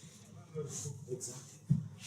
And I'm going to take you up on that day and night coding. You and I will need to talk about it because you're not prioritizing your time well. So it's not in the length of how you spend the day, it's in the quality. During the day, there are some foxes that kill the vine that you don't need. You need to start chopping off those foxes because those foxes you think that, oh, these things are important and urgent, whereas they're not important, they are not urgent, whereas you spend more time on it and they are taking your time out. So when you begin to weed out all those stuff, you will see that you have time to sleep 6 hours. But my point is about your mind reading. So don't limit your acquisition of knowledge to only programming and everything we're teaching you here. You must learn about the economy. You must learn about the financial market. Why? People will take advantage of you and make money off you. So the banks are making money off you right now. You don't know that they are making 10% spread off you. So when you keep your 100k, you don't think there is an alternative to you that can give you a lot more money. Ignorance, they say. What? It's a disease. Even the Bible recognizes that my people perish for what? For lack of knowledge. If you don't understand anything, or you lack knowledge in certain aspects, people are making money off you. Like depriving yourself of what? Of wealth. So this particular way shows you what you need to pay attention to. You see the peak, the trough, and the peak. Just looking at it, where do you think would be the best place for you to begin to put your money, assuming you have cash? Sure. Drop. Good. Note this. Note this. There were times in this market, in this country, where prices of property had gone down. But if you don't understand this, you'll still continue to keep your money what? In the bank. Investment landscape. These are what investors will not tell you. Today, Warren Buffett has about 1 trillion cash. He's been putting his money in cash. Why? He's waiting for that cheap asset that he's going to use his cash for to buy. Every economy will go through a trough. Every economy will go through a trough. The reason why those of us that have understood this, we continue to make money from those who do not understand this, is because we wait for that what? Trough. We wait for that trough. For a long time, houses in Aja, they were not so expensive now. They were not so expensive. You can actually get a plot of land in Aja for ₦1 million. The people that had cash then, you kept your money in bank, or rather you buy property. Who do you think will be better off now? Why? Because they're able to understand this. They waited for that one, for that trough. Learn this cycle and read about it. I cannot teach everything in this one session. And there are so many other variables that contribute to what your trough and your peak. So, when you are in a saver stage and you see a massive opportunity like this, you know exactly what to do. Because you can quickly move from that saver stage and move into investment stage when you discover this. You know what you need to do? Surround yourself with guys that understand this market. So out of the every 5 guys that you have, don't surround yourself only with developers. No. From today, go and examine the 5 or 10 people that you have. Make sure that one of them is financially sound in terms of is a financial guru. One of them. I talk to the person every day. Your life will never remain the same. I swear. But that is a promise to you. Also, in that same bucket, make sure you have someone who understands the property market very well. Property market very well. Opportunities will come and the guy will tell you. And I'll tell you how you can make money from the property market as well. Also, that same group, make sure you have someone who understands the US equities market. Today, don't keep all your money in Naira. Again, don't keep all your money what? In Naira. Start investing your money in USD.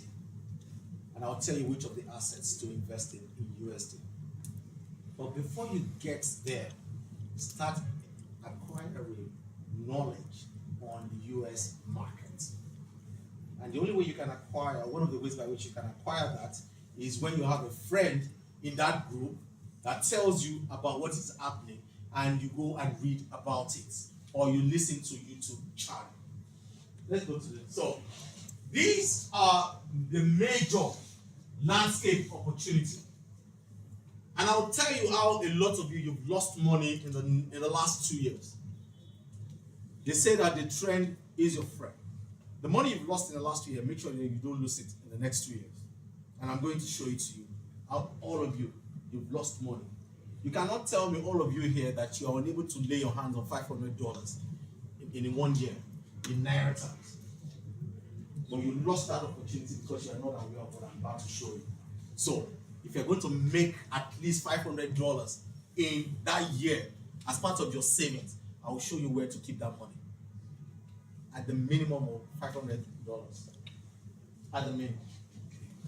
Your mindset going into the next 2 years, 5 years will be that Tosin, I want to start working on a ratio of 80% in Naira, 20% in USD instruments. 80% in Naira, 20% in USD.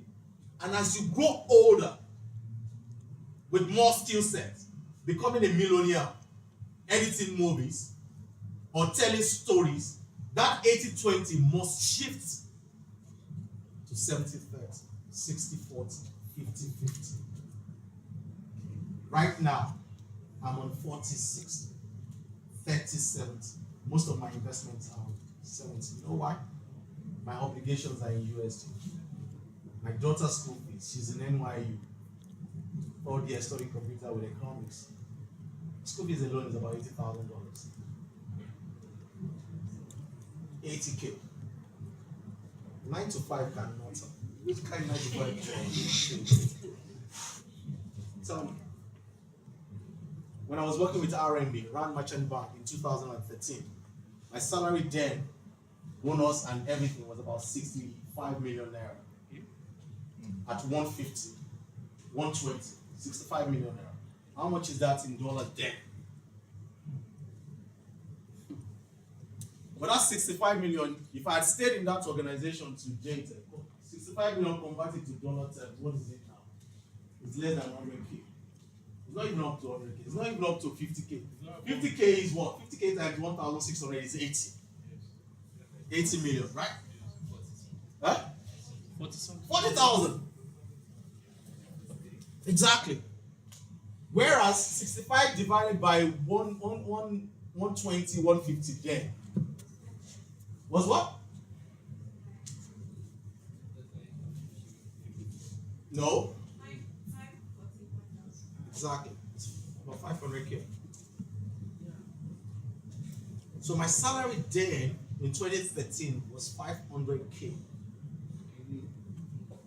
Today, if it was still reference to dollars and they're still paying me 500K reference to dollars, how much would that 500K be today?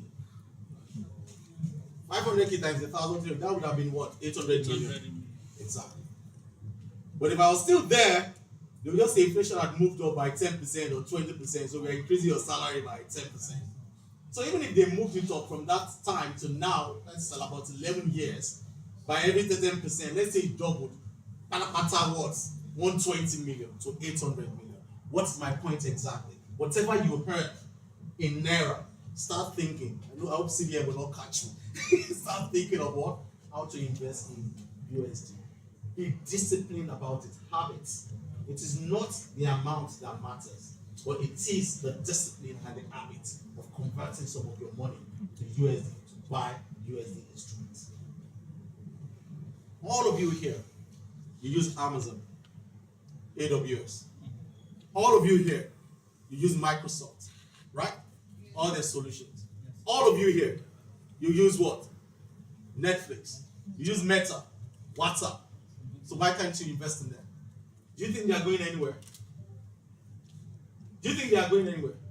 So why are you keeping your money in a bank account? You see where I'm going? You know those companies are going somewhere, and I'm going to show you their performance in the last 2 years and where their share prices are. So my point exactly is that if you're investing in equities, make sure that yes, in investment landscape, you do a bit of US equities and a bit of local equities in investment landscape. But let it be on a particular ratio that you are moving from 70-30 to 60-40. You are growing this other right arm. This other right arm is what? Your USD. Your USD. The only other assets that can match your USD is property in Nigeria. Property. And property depends on the areas. And I'll tell you where to make money from in properties. Fixed income. So there's something they call Eurobond. Again, a bit technical, but guys, they will send this link to you. Go and read about it. If there are questions, you can send me an email. Get my assistant's number and send me an email. I'll explain more. But it's not something that we can delve so much into. The fixed income Eurobond basically says that Nigeria has come into the market to raise Eurobond for 5 years. And Nigeria is saying that for every $100 that we collect from you, I'll be paying you X return by way of coupon every six months. So you can buy a 3-year bond from Nigeria. It is Nigeria denominated in USD. So if for every $1,000, they are paying you maybe 5% or 6% over a particular period, what you'll be enjoying is the coupon coming to you in what? In USD. So you can imagine if you've been handing that coupon since when USD was 400, now it's 1,600. Gradually. Wealth is not gotten overnight. You must learn that wealth is gotten gradually. It's just and you cultivating that habit step by step. Gold has moved up significantly. All these things that I'm telling you, please guys, don't walk out of here and just close the book because you are not helping yourself. Go and read about it. If I come to your house and I check your TV, I will know where your mind is. If you check my TV in my house, you will know exactly where my mind is. You will know where exactly my mind is. My mind is in money making, US equities, gold, commodities, TD Jakes, Joshua Selman, Jim Rohn, Les Brown, the football, Man U. Of my youth. Of my youth. We are coming back. We'll bounce back. We are coming back. We just bought Bugatti, so we're good. And we send Sancho. We buy Raheem Sterling. Every year we bounce back. Apologies to the ladies who don't watch football. But my point exactly is, go today and screen your YouTube channel. If anything is not adding to you in terms of creating wealth for you to achieve your wealth, please delete and start looking for what would add to you. Please. Wealth is hidden in knowledge. I repeat that. Wealth is hidden in knowledge. And not only knowledge, application of that knowledge. That is where wealth is hidden. Let's go to the next slide. So I'll take them one by one. And I'll give you example of what has happened in each one of the area. Let's go to US equities and let's look at Amazon. Apple. Good. Can you guys see? And Nvidia. Who knows about Nvidia? Graphics card. Nvidia has made billionaires and millionaires. Since when did you know about Nvidia? I think it's been since 2021. How much have you made from it? None. Huh? None. What's today? Faisal. Faisal. 2021, that's 3 years from now. Yes. Let me tell you how much you've lost. I need someone to do math for me. As of 2021, you could afford $1,000, yes or no? Yes. Yes. Can somebody search 2021? How much was Nvidia in 2021? I'll tell you so that you go home and start thinking. Right? $1,000, 2021. And probably that $1,000, you probably use it to enjoy and have fun with your friends. Or you buy a shoe or whatever. $1,000, 2021. Where was Nvidia 2021? Can someone quickly tell me? Simon, I want to kill you this morning so that you go home and start thinking. Next time you will not make that mistake again. 2021, India was $9.37. 2021. God bless you. Guess what? Where Nvidia is today? No. Yes, you're right, 129. But they did a stock split.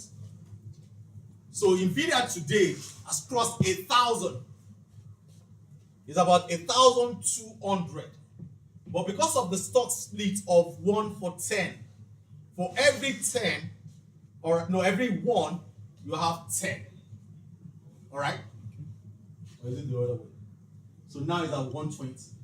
was 1,200 and 120. That means 1,200 you divide it by 10. Exactly. You divide it by 10. So let's assume that they did not do the stock split. So it would have been what? 1,200. Let me kill you. So in 2021, what was it? 29. 1,200 minus 29. What's that? 34. No. Okay, minus. Minus 30. That's 1,170. 1,170. 1,170. So let's say that at 29 or 30, $1,000 divided by 30, what's that? 34. That number of units. 1,000 divided by 30, what's that? 33.3. Yeah? 33.3. 33.3. So let's say 33 units. So starting from here, I had 33 units in 2021. He kept it. 33 units multiplied by 1,200.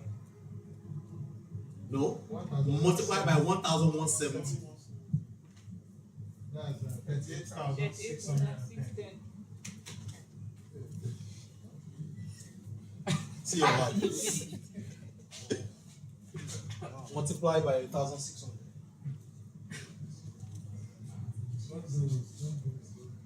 You don't do it. You must do it now. See, I'm not bamboozling you. 62 million. Huh? 62 million. When you had on 1,000, what did you use it for? Be honest with us. Probably to just get maybe a laptop, camera, gadgets, and In 3 years, you've lost 61 million in 3 years. You see this thing, if you don't know, you don't know. When the Bible says that I will reveal the treasures of darkness, it's not talking about darkness as in dark places, things that you don't know, you can't see. So when I'm talking about your spirit man, if the spirit man had said to me, I said he knew about NVIDIA. If all he needed to do at that time was just sit down and reflect, and God says to him that this NVIDIA that you say you know about it, and it's AI, this 1,000 that you want to use for laptop or anything, just go and put half of it in NVIDIA. You could have done that if you understand the principle of BMS. Half of it would have fetched him what? 31 million. He will not take the money out now. And that 31 million is excluding dividend, no? Because they paid dividend last year. You think he would touch that money? He would never touch the money. In 2013, that same 2013 had 9 million naira then. 9 million naira converted it to buy a house in Atlanta. And I'm telling you all of this because they are real life. I am not coming here to tell you something that you cannot touch. I bought a house in Atlanta for $60,000. 9 million, $60,000. That means at an exchange rate of what? About 150. That same house had given me rent every month since 2013. Every month, giving me rent of 1,200, 800, 1,200. So let's even assume that rent, we pack it aside. You can do that rent to kill you, do it on one side. But today, that same house that I bought for $60,000 is $160,000. $160,000 multiplied by 1,600. What is that? That's 256 million. And how much did I use that for? 9 million. 9 million. Jesus. You can't pray for this to happen. God can only pray that God will give you insight for you to see this. Will it happen again? Yes! It will happen. Don't say no. You're in the trouble. The power of the tongue. What's your name again? Linda. Tales by moonlight. Madam, tales by moonlight. Don't say it. We need positive energy around us. Linda, if you surround yourself with people that you explain what I said to you now, because one way by which this thing can actually stay within you, it starts sharing this with your friends. Don't keep it to yourself. When you wake up in the morning, there's a level of fire that will come out of you because Tio said this. Tio doesn't have 2 heads. Do you see me walking around with 2 heads? No! My told you, I came out from Mushi, Bapajawu. Number one, you stood street. I still remember the place. You need to see my jacket that time and my neck. I swear to you. Sorry to use that language.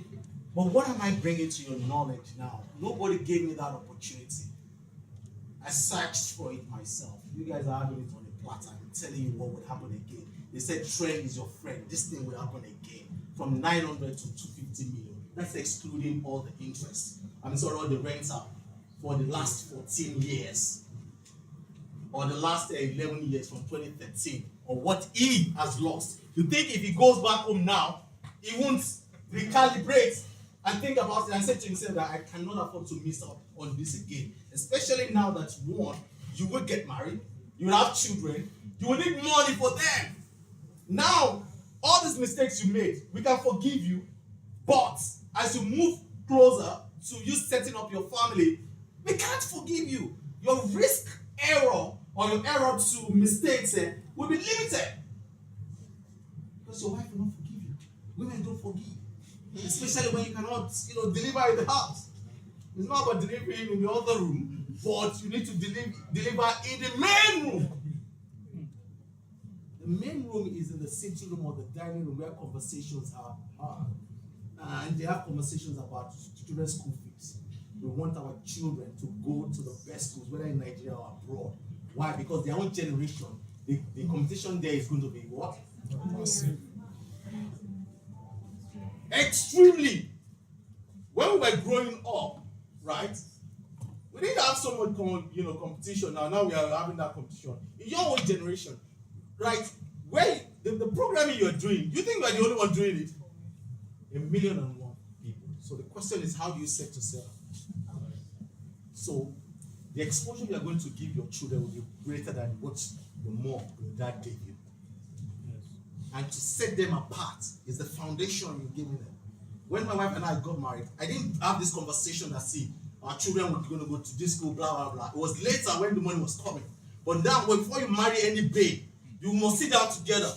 If she doesn't align with what you want, not any babe, any guy, if it doesn't align with everything you want for yourself in life, just go.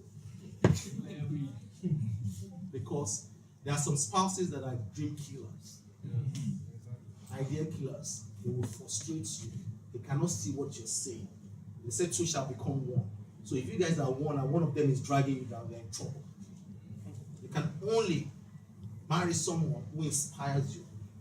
If she's waking you up in the morning that, okay, look at this, let us combine ideas, you will feel excited in your body. I love women that motivate. Yeah. I cannot even do without them. I'm a sapio. I'm naturally attracted to intelligent women because there are not so many intelligent women. Especially when they are beauty and intelligent. Oh, that's the double package. Fine. And they now inspire you, you have good character. Oh Lord. Your package is outside of this world. So that one you hold on tight and you will kill anybody like us. But it's the same thing with men as well. Women want men that can inspire them. How can you inspire a woman when you what you guys talk about is want to what we are is rather than you guys talking about ideas? How can we start learning French? Start with a few words, 10, 20 words every day. Start talking about it. I start encouraging her. You said you like storytelling. Let me sit down and start telling me stories. Okay, I'll note. Okay, I think you should do it like they do it like. Or we're editing and you're watching Netflix. They made this error. Note it. Send an email. Tell them all the errors they made and how they can impact, how they can change this, how they can change that. Or if she wakes you up that you said you like to program. Okay, what you program? How many games have you developed? People love games. In the world today, you have about 3 to 4 billion gamers in the world. According to Meta said that what? They have about 3 to 4 billion gamers. That's almost half of the entire world population. How many games have you developed? And you guys love to play games. You could be on games the whole day. How many do you criticize that it could be better used this way? There are loads of ideas out there, loads of it. But don't let me go into that. So, now, Simon, we've killed you now. I don't see you've lost a lot of money. And we could also do the same thing with Eurobond, but the rest of you probably would not understand this. But go back. Let's see if it was the same thing too with Apple. A lot of us we use Apple, right? So we know about Apple even if we don't know about Nvidia.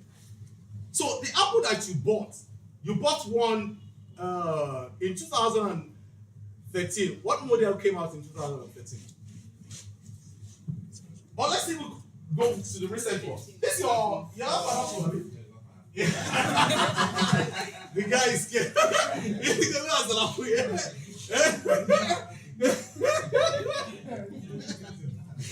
Nobody wants to bring out the apple. All right, see. Don't worry. Okay, Apple changed. This is Apple what? 15, right? Yeah. 15. And they changed these. They change this almost every year. Yes. In 2000 and what do we have here? 2023. I wish we could go back to 2021. Can someone give me Apple 2021? Apple 2021. As of 2021, Apple was $1,000 because Apple has always been, iPhone has always been in the range of what? $1,000, $950. I don't think they've changed. It's only the currency situation in Nigeria that makes it more expensive, right? And some of us would want to change from the old one to the new one. That $1,000 that you refuse to buy an Apple share, I will tell you how much it costs you. 129.33. One? 29.3. Good. So divide it 1,000 by 1,029.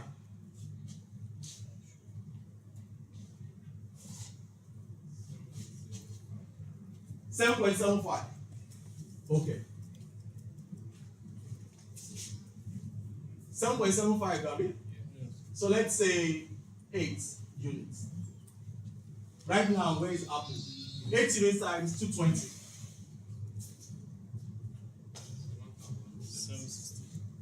1,760 times 1,600.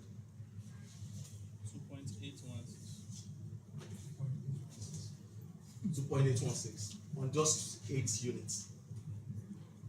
That is how much you've lost. That's how much you've lost between lost in terms of yes, you wanted to upgrade your Apple and being wise to invest. And that's Apple.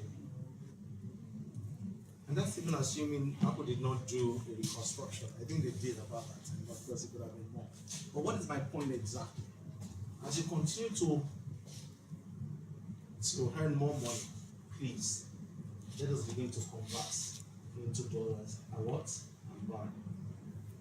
I don't like to talk about this, but I should say something about it. Look for platforms where you can buy some of these shares. You know some of them, right? Bamboo, Groove. Yeah. Even our own company too, we are coming up with one as well. So look for those platforms. Start cultivating the habit. You'll be surprised that in the next 5 years, you remember that today, August, what's today's date? August 29. That TO said that we should start investing $100, $150, $200. Start cultivating the habit. Greatness is not when you do great things. Greatness is when you do small things. In a great way. What? People that are great today, it's because they are very disciplined, doing small things with great will. Small things with excellence, and they keep to it. That is how greatness is birthed. Let's go to the next one. I talked about Eurobonds. You can read more about it. If you want fixed cash flow, you can do that. Gold is another investment that I think you should do. Gold has moved from 1,500, 2,000 to 2,500 today. The good thing about gold, it's not going anywhere. If you want to preserve money, one of the best places what is gold. Gold. So you can buy gold when you have access to all these platforms. Some of them they sell gold. And some women they like to buy gold by buying jewelries as well. That's one way of buying gold and keeping gold. But if you're not into jewelry, you can actually buy gold by going on the platform to buy it. I will go to the next one. Oh, I missed property. Oh. Where's property?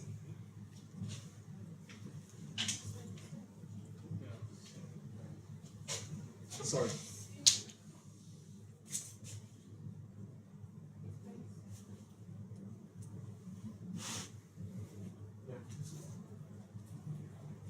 Go back to. Okay, you can. Yeah. No, on the next slide. Yes, slide. yes. Local real estate and global. Okay, local real estate. Okay, it's on this side. Okay. Anyway, let me talk about properties. Not all, most of the billionaires, whether in naira or in dollars, they have massive investment in real estate. And to have massive investment in real estate, you must cultivate the right habits. The right habit is you have to start small and starting in the right location. There are some areas that are not developed yet. Do you know that Lekki, as at 2001, it was a dead zone? How many people can attest to that? 2001, 2000, 1999, Lekki was water. As in Lekki 1, I'm not talking about down Lekki, Lekki 1. Today, 20 years after, a plot on Lekki is being sold for 600 million, if not 1 billion, depending on the area. But as at that time, you can actually get a plot for 10 million naira in 2001. Why am I saying this? Because of the population of Nigeria, Nigeria will continue to grow in population because we have a vibrant and a growing segment between the ages of what? The active segment is between the ages of 20 or 18 to 55 or 60. That is a massive segment. And as this population grows, there will be need for what? Housing. And housing, right now, we are in short supply of the right housing. So you now ask, okay, Tosin, how do I begin to invest in properties? Go and begin to look for areas where you think the next development will happen. You know where the next development would happen? Anywhere down that Aja, it will certainly happen. More that you're looking at now, it will also happen. So the question is, how do I begin to invest in those? When you move away from savers to stability, whatever you have around that stability, start allocating a portion of it in real estate. You can never go wrong in real estate. It's about the habit. If you have house property going for 5 million, just buy it, keep it, take your mind off it. It is part of your property. It is part of your wealth creation. There will be a time in the future that when you gather together all this investment in real estate, you'll be amazed how much you've amassed. Aja Ogombo. I remember when I bought Ogombo. What Ogombo, when one plot was going for like 10 million naira. Right now, it's about 50, 60. Less than 3-4 years. So what that means is that it's almost doubling every year. It's almost doubling every year. If you work with the right people that will tell you what is happening in the property market. They will tell you where the opportunities are. But it's you cultivating the habits of investing. So in all this entire universe that I've shown you, you need to begin to ask yourself. You said, Theo, I should keep 70% or 60% in local. I keep 30% or 40% in US. 30 or 40% in US will go into US equity in those stocks with great fundamentals. The Magnificent Seven, go and read about them. Make sure you have a long-term investment in them. If it's $100, $200, start investing in them right now. For the local one, break it down. You break it down into some money in fixed deposit that you will need for demand, daily demand. You could say to yourself that you want to keep 10% in that. The remaining amount, you must spread it between equities and what? And and properties. Local equities and properties. When those guys begin to make a lot of money to you, you need to begin to what? Convert it into USD. The reason why you're converting it to USD, don't forget the ratio. Your target is, especially when you begin to have families, your target is what? 60-40. 60-40. 60-40. Don't forget that. Your target. In fact, when your girlfriend wants to marry you and she sees that, you have a 60-40 combination, not 100-0. A lot of us didn't know that we should have money in USD until we were, grown and we have massive money. If someone had told us that, you should have 60-40, and we had 40 then, when USD was at what? 400. Let me shock you. And I know I'm being recorded, but I can back it up. We're going to touch 2000. 2000. Yeah. Let me shock you. Before the next 5 years, we'll touch 2,500 every day. How much do you think South Korean won is? Can somebody check? No, before you check, can someone answer? 50,000. That's my final offer for today. Okay, don't try yourself. Huh? Yeah. Going? Say what's the question? South Korean won. Gone. Can somebody check now? No. So $1.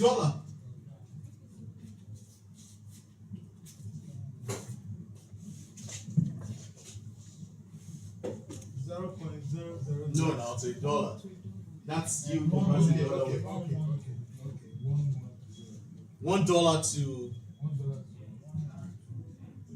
South Korean won.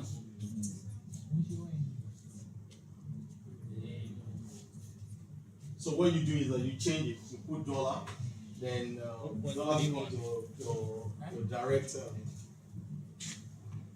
$1 is 1,330. 1,330 Korean won. Yes, God bless you. Somebody said it in Greek. Because that means South Korean one has really strengthened. It was around 1,500. Can you match South Korea in any way? No, you can't.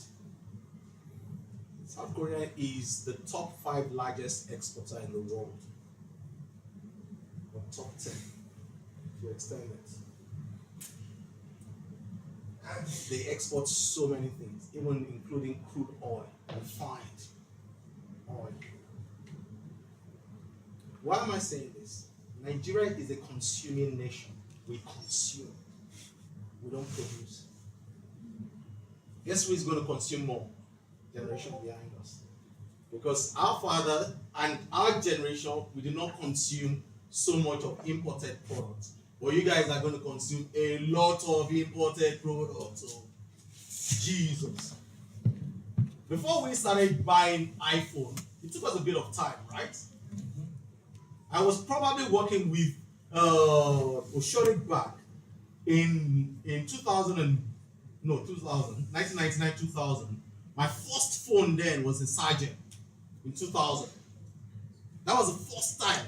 And how old was I then? Maybe 22 or 23. A lot of you guys are still below 20. You've had so many gadgets. Are those gadgets produced in Nigeria? Where are they produced? When we were growing up, a lot of us were wearing, pass me, second hand, native. You guys, you know what you wear now. Right? My point exactly is that you will continue to be at the mercy of the producing country. And with AI, they will bombard you with so many things that will dazzle you. So you continue to import. When you continue to import and your demand for import is higher, what do you think would happen to your currency? Eh? Dude, what's your name? Eh? Bola, Biola, it will not increase in value. It will decrease. You know what? You know why? Why do you think it will decrease in value? You use USD to buy those things. You're not using Naira to buy it. So that means that you need to call a Malam to give you USD before you can purchase it. So if all of us here we want to buy one gadget that is imported, all of us will be around that Malam. The Malam will move up his price because he sees that there's a lot of demand for it. Do you understand? So if he cannot sell to you because of short supply, he waits it tomorrow. Is he going to sell at the same price tomorrow? No. What would he do? 2000 is around the corner, whether you like it or not. What would happen after that 2000 is left to us, but it's your right. Trend is your friend until something changes in this country structurally. Your crude oil production, which could have been one of our strengths, we are still struggling with it. There was a time during Obasanjo that the crude oil production was about 2 million barrels per day. When Okojo Only cleared our debts, guess how much our debt was then? Huh? Guess? 0. No, you guys should begin to read along. 30 billion. So they said to us, okay, pay 12, and the remaining 18 will forgive you. Go and read it. And they forgave us the remaining 18. This was during Obasanjo. That was during 2004, 5, and 6. After that, we increased our, they call it excess crude account. We increased it. Excess crude account means that our savings from the production, all right, our production was about 2 million barrels. Our savings there was about $60 billion. Jesus. At that time, ask yourself, where was Dubai at that time? Dubai could not match Nigeria then. That was about 20 years ago. $60 billion. Guess what happened now? We cleared that entire 60. We now went into another further hole of $70 billion. So 120, 130, 140 billion dollars. We could not account for it in 20 years. How many bridges have you seen between that time and now that has been constructed, other than that bridge for Aja? How many bridges? Have you seen any rail? Maybe 1 or 2 rails. So you ask yourself, 120 billion. I'm not a prophet of doom, but I'm telling you the reality. So you need to ask yourself that if this is the reality, how do I manage my finances? The best place for you to invest is offshore. I am not an unpatriotic Nigerian, but I'm telling you the reality.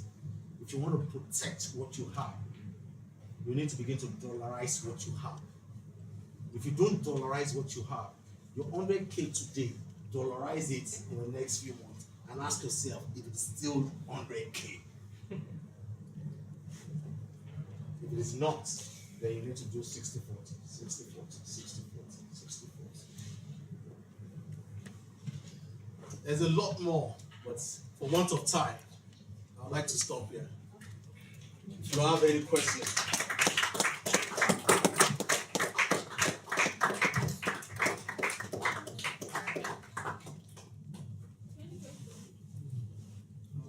Yeah, Biola. You said something about the video. So, sometime around February, but sure, then 726. Oh my guy. so, but I'm someone that I don't like it. Yeah. Just left it at the start that I put some of it. So, we are talking about $3 now. Yeah. What about the new detail that in case I try to nothing else? So when you bought it at 627, 720, do you know what it is now? You should have checked. How much naira did you convert then? That is 4,000 naira. Can somebody do 34,000 naira divided by 700? No. 34,000 naira, when did you buy it? February this year. So 34,000 naira, right? February this year should have been what? I think dollar naira then should have been 1,300, right? 1,003 something. So 34,000 divided by 1,000. 26.15. 26.15. 26. 0.15. So that's 26.15. No. What was the dollar of that? Is it 26? $26. So how much unit do you buy with? Because then if it was at 720 something, that means you won't be able to buy 1 unit of Nvidia. So what did you buy? 0.0 something. Anyways, let's assume it's a fraction. Okay? So let's use percentage. Alright. And I'll tell you that you've made money. So let's use percentage. Let's keep his shares aside. That's 700, right? Has moved from 700 to 1,200. So 1,200 minus 700. That's what? 500. So what's that 500 on 700 in terms of percentage?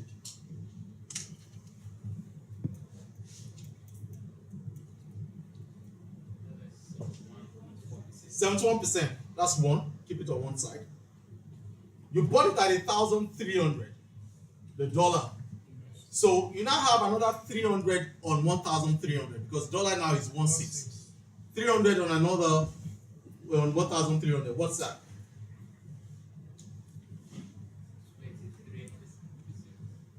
So Biola, you've made money. Oh, you did. Why are you bothering my life now? But the system is not favoring us. How? Which system? We want to exchange naira for dollars. Yeah. So just want to pay more naira. Exactly. So that means you should do more. I'm like, if I want to go back now, I have to look for someone that will give me the equivalent of that dollar. Give the person cash. The equivalent in naira. When you say you want to do more, that means you want to buy more Nvidia. Yes. If you want to buy more Nvidia, you've had one. Okay. So the market is moving up like this. But right now, I can't go back to Nvidia. Why can't you go back to Nvidia? The value as a whole is I will need to do my studies again. Exactly now. The value, see, market will not wait for you. You know that. When there's no money to put FX will not wait for you. Nvidia too will not wait for you because they are making money every day. So you've made money on that one. That time that you bought, could you have bought 1,000? Do you have $1,000 at that time? You don't have $1,000 at that time. Do you have 500 at that time? $500. $280. Why didn't you buy more? See, put it on crypto. You double the crypto, but crypto is very volatile. You know, crypto fundamentals is different from Nvidia fundamentals. Why do you don't understand Nvidia?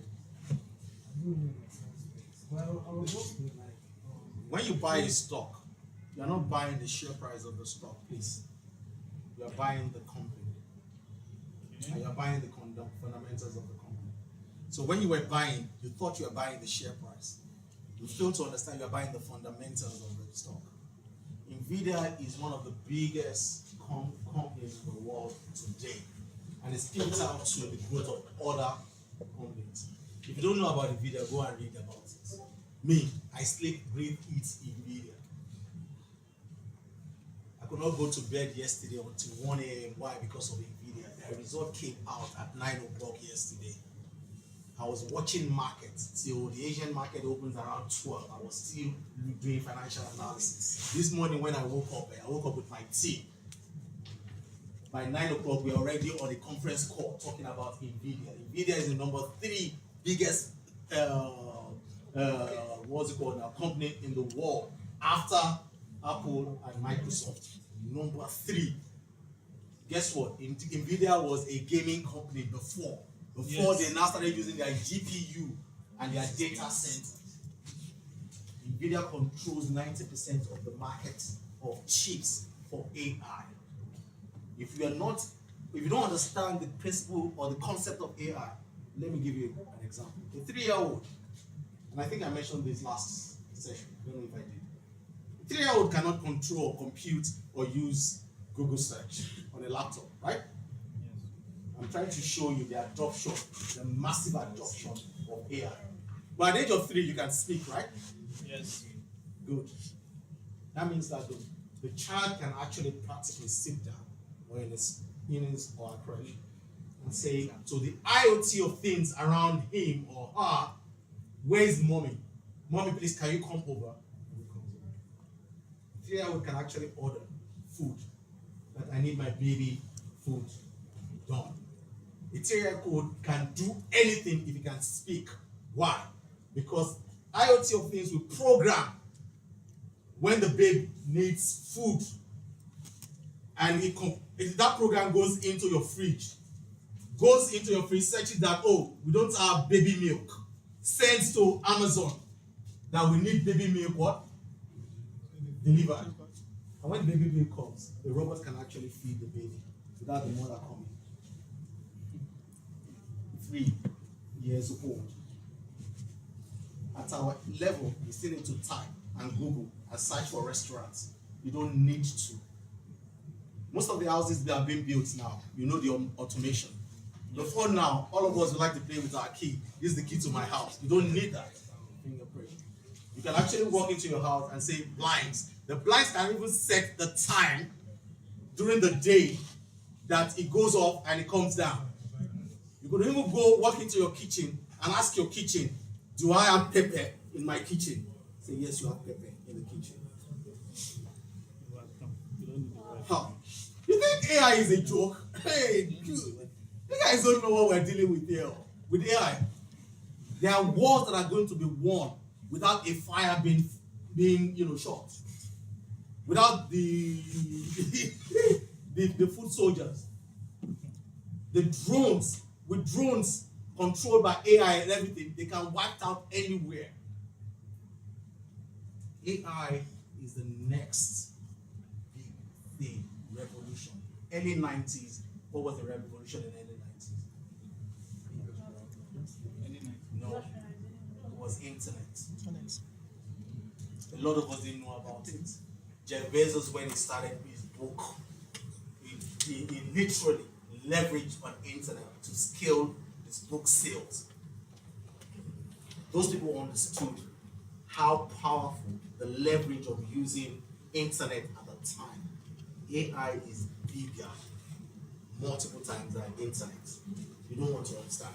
The adoption of AI, massive. ChatGPT. You know that some exams now you can use ChatGPT to. Yes. Schools are even. What's happening? And you can't even find solution. And with the children behind us, they are lazy. They say, just copy and paste now. What are you talking about? Yeah?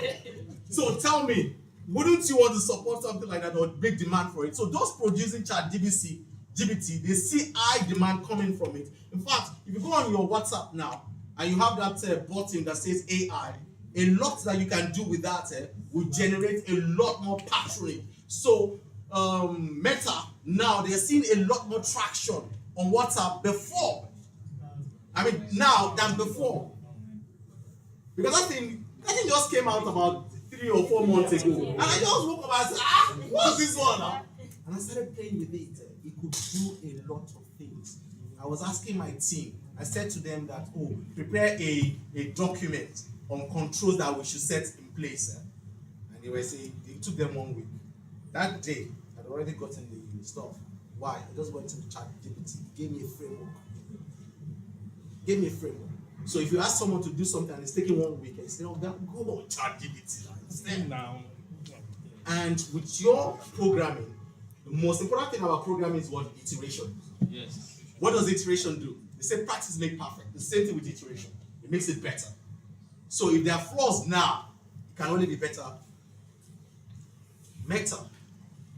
They've not started charging us on WhatsApp, and you are not investing in Meta. If they start charging us on WhatsApp, what do you think will happen? They've not started now. The day that WhatsApp went down, it was as if they took me outside of the world now. I could not do anything. I was like, what's happening? When they start charging us, if they charge me monthly to pay 50,000 naira, I'll pay it. Because what I do on my WhatsApp, my assistant is always saying, now you're always on your phone. I say, you don't understand. This guy is a moving corporate organization. So my point exactly is AI is the next revolution, and it is endless what it can achieve. So if we know that, why are we not investing in Meta? Why are we not investing in NVIDIA? Why are we not investing in Microsoft? As you leave here today, start thinking of, every small amount that I make convert to dollar, look for how to invest in this stocks. Okay? Your NVIDIA is in the morning. Go and sleep. Should you even buy more? Someone have a question.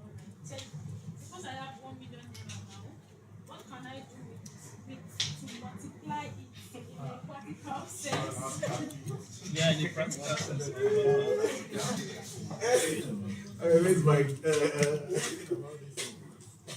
Where's my handkerchief? Listen, I am not an MMM, so please. And that's why, for me, I always stick to principle. And I started out with VMS. And if you listen to what we said about greatness, and it's not just greatness, great things start by doing little things and doing it very well, with great will. If you have 1 million, don't think about multiplying the 1 million, because if you think about multiplying the 1 million, you fall into the hands of scammers. And those pyramid schemes, they know those people that are hungry and looking for multiplier effect. They will just wait for you. If you have 1 million, go and buy treasury bills. Treasury bills today is about 20%. You can enjoy that for the next 1 or 2 years. 20% of your 1 million is 200K life money. So you just keep it. What you need to work on is, how do I get multiple 1 million? Not how to triple the 1 million. If you go and look for how to triple the 1 million, you fall into the hands of someone who knows that you are hungry for multiplication of the 1 million. He will sell you Ophelia, and you go and invest in it, your 1 million is gone. It's gone. So please, to that question, I am not an MMM. I would not encourage it. And honestly, rather than looking for the multiplier effects that you should be looking at is your mind. So you ask yourself, how do I even get the 1 million? What can I do to scale what I did in getting that 1 million? That's it. What can I do to scale what I did in getting that 1 million? So if what you did to getting that 1 million was storytelling in a day, getting the 1 million, can I do 3 storytelling in a day to get 3 million? That's it. If you're editing movie and they pay you 500K, you ask yourself, can I get more clients, expand, edit more, cut out those guys that are not important, not urgent, but they are cramping my time Do you know that on our phone we spend time with a lot of people that are not adding value to us? You feel that I need to answer them. They are wasting your time. They are not adding value to you. You must sometimes learn how to close this thing, especially to people that are not adding value to you. So you need to ask yourself, Kazim, that how many of those clients can I appeal to? And as you do this, get better at it. That is iteration. Then you now see the multiplier effect of your money multiplying, not you waiting for the money that came in the first place, multiplying that. It's the reverse. Multiply the mind to make money, not multiply the money to make more money. Thank you so much. Any other question? Okay. Concerning We all do. concerning the Treasury bills. because Nigerian government so how do you What's your name? Olarisho. There's Bala in this country. How old are you? If at 29 you don't trust your country, there's Bala. And call on show it. May God protect you because, yeah, we can't lose hope completely on this country. For sure. Don't do that. Because if you are, as a potential father, you've lost hope already. When you begin to have your own family, you tell them that, don't mind them, Charlie. You don't trust them. So what happens is, because your risk is limited to the sovereign, that's this country, and Nigeria would always print money to pay you back. Your risk is not in dollars, it is in naira. So it's limited. So if you give Tinubu 1 million, Tinubu will pay you 20% on that 1 million. So the question is, can Tinubu pay you 20% on the 1 million? All Tinubu needs to do is to call Cardoso, Caribbean, that's it, print more money and pay everybody. Cardoso can bring more money as much as possible. But the implication of that money that Cardoso will print, if you relate it to dollars, is whittling down the value of that your naira. The more money you print, the weaker your currency, the stronger is the corresponding currency, the competing currency, which is USD. So my advice to you, if you really want to preserve your wealth, even at this tender age, nobody told me this 20 years ago. Start investing in USD. Start investing in some of these tech companies that every day you use their product. You use their product a lot more than what you use in Nigeria. You know that.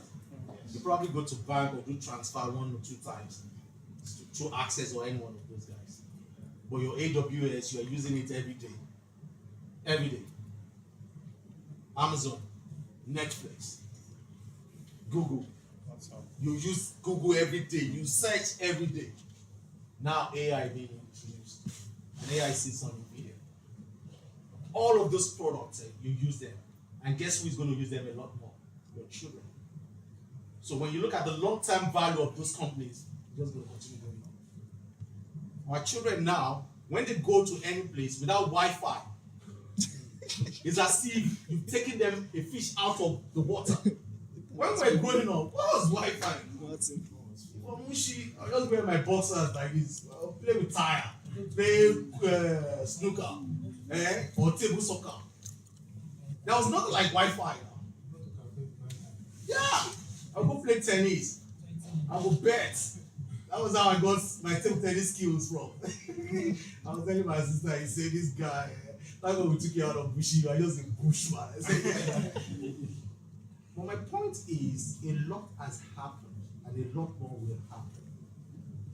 The generation behind us, to show you how powerful those companies will be in the future, the generation behind us, Wi-Fi is part of life. They don't even understand a substitute or there is no Wi-Fi in the house. You must have it. That's number one.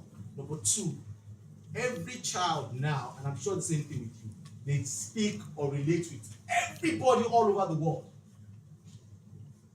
My son, I'll call him in the middle of the night. What are you doing? I was speaking to my friend from where I said he's in Japan, he's in Korea, he's in where.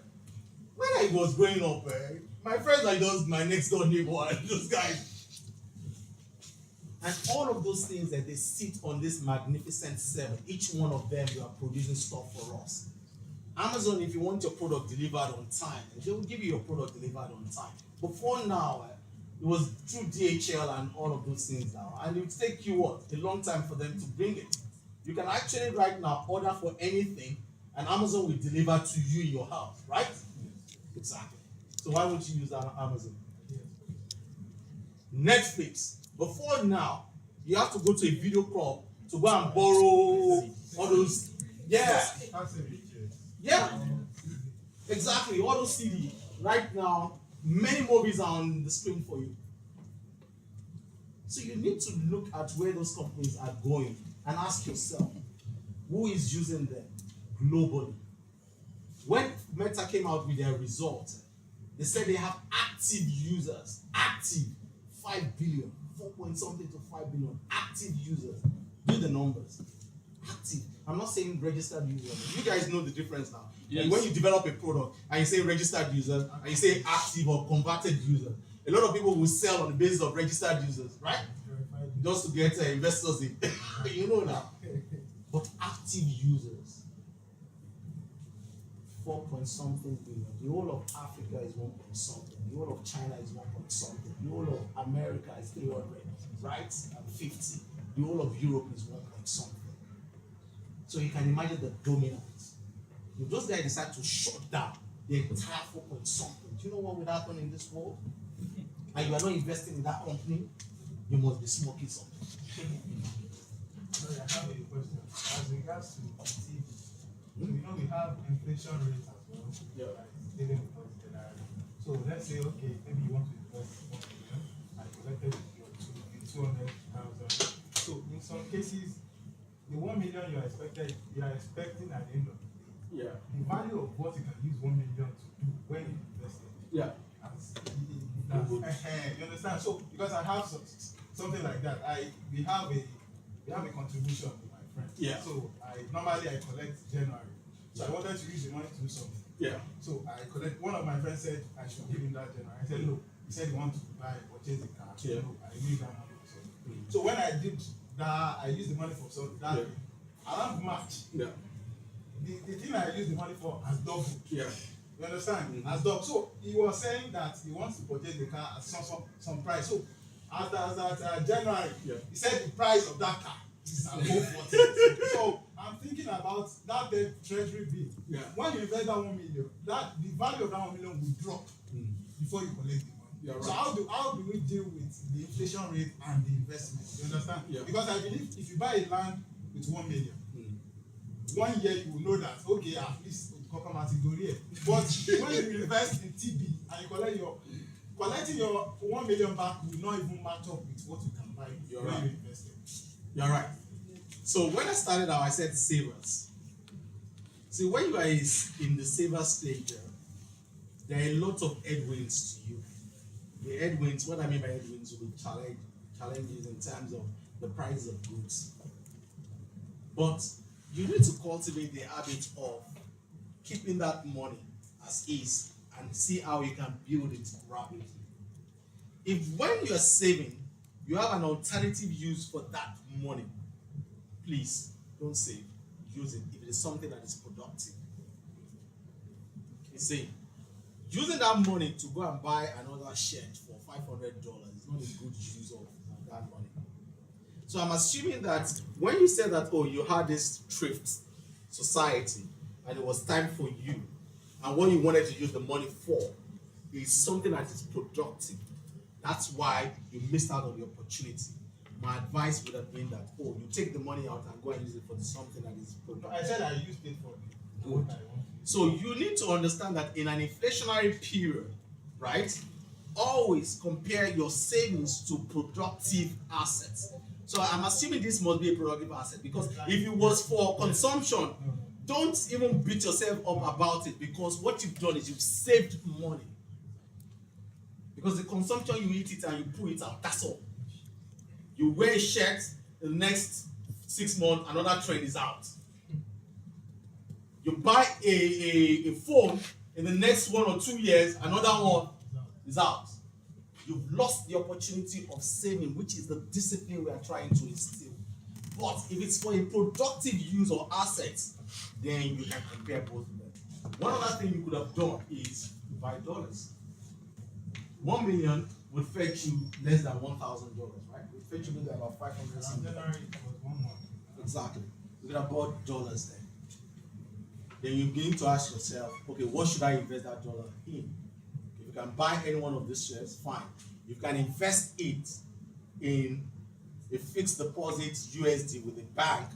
Go ahead and do that because you know you are saving. So your saving that I'm talking about can be in USD or in Naira. It could be in USD or in Naira.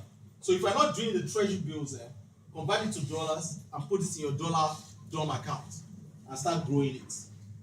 This thing is going to 2,000, whether you like it or not. Nothing can pull it back. Me, I can tell you that for a fact. In the next 1 year, please call me. If it is not 2,000 in the next 1 year, I'll pay you 100K.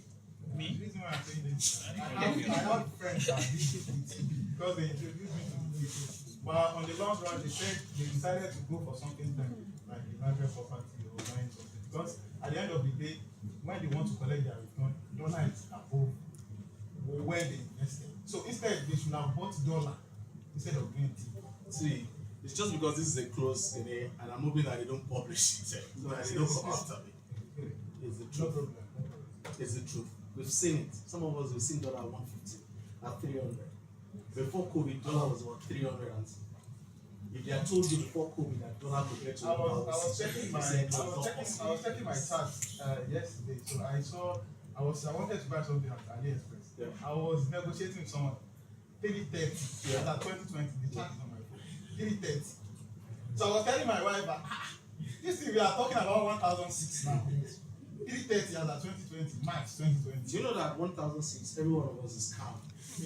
We're just taking it. Drinking water. It's okay. Don't come. This is how we're going to be calm at 2,000. It's almost 20,000. So if you need to buy something, wouldn't you buy it at 1,600? You buy it. Do you think there will be demand at 2,000 if it gets to 2,000? God bless you. There will be demand. The demand is not going anywhere. See, the only thing that can bring dollar down is if there's no demand and there's so much supply. Our supply is being contracted because the crude oil production is not the level that we want it. It's still about 1.2, whereas you should be producing at 2. Exports, we are not doing so much with exports. Minerals, we are not doing so much with minerals. We have bitumen, we have lithium, we have massive minerals in this country. All the churches we have in this country, everybody Sunday, Wednesday, at the mosque, Friday, we go to church every day and we say, God, please bless them. God bless us. And God is looking at us like, I don't understand this. They're just so wasteful. I've blessed you with everything. The only thing that you don't have is your conscience. Go and read about Lee Kuan Yew, from third world to first world. Singapore. Singapore today is one of the top 5 countries in terms of wealth. Singapore didn't have a fraction of the resources we have. In fact, Singapore, Malaysia, Indonesia, and all of those guys surrounding countries, they thought they could stifle them and kill them. They were not helping them with anything. Singapore just said, you know what, let's leverage on our strength. We'll create a hub, financial hub, and marine hub. That was all. To date, they still import the water they drink. Can you guys survive importing water? Everybody now wants to travel to Singapore. Singapore is one of the countries' currency that is very strong. But they took it upon themselves that in spite of all of these resources that we do not have, we are going to be the best in Israel. Picture it like this. God has 10 children. One is always coming to God and hugging him and calling him names, but never productive. The remaining, or 2 of them, they bring food to the table. They help the poor. They expand God's kingdom. What do you think God will say is faithful child? Second. Think about it. That is how God works. God gave us an instruction when He was done creating. What did He say? Go and Be fruitful, multiply, and subdue. You can't be fruitful when all you do is just praying, and you're not multiplying, and you're not subduing the heart. We subdue the heart. The Europeans, the Americans. Why are they subduing the heart? We use every of the products that they produce. So we are slaves to them. In the hierarchy of things, where do you think God is going to rate us? That these children, they're only multiplying in creation. They're producing more children. That's the only way we are multiplying. Is there another question? I think that's all. Thank you so much. I just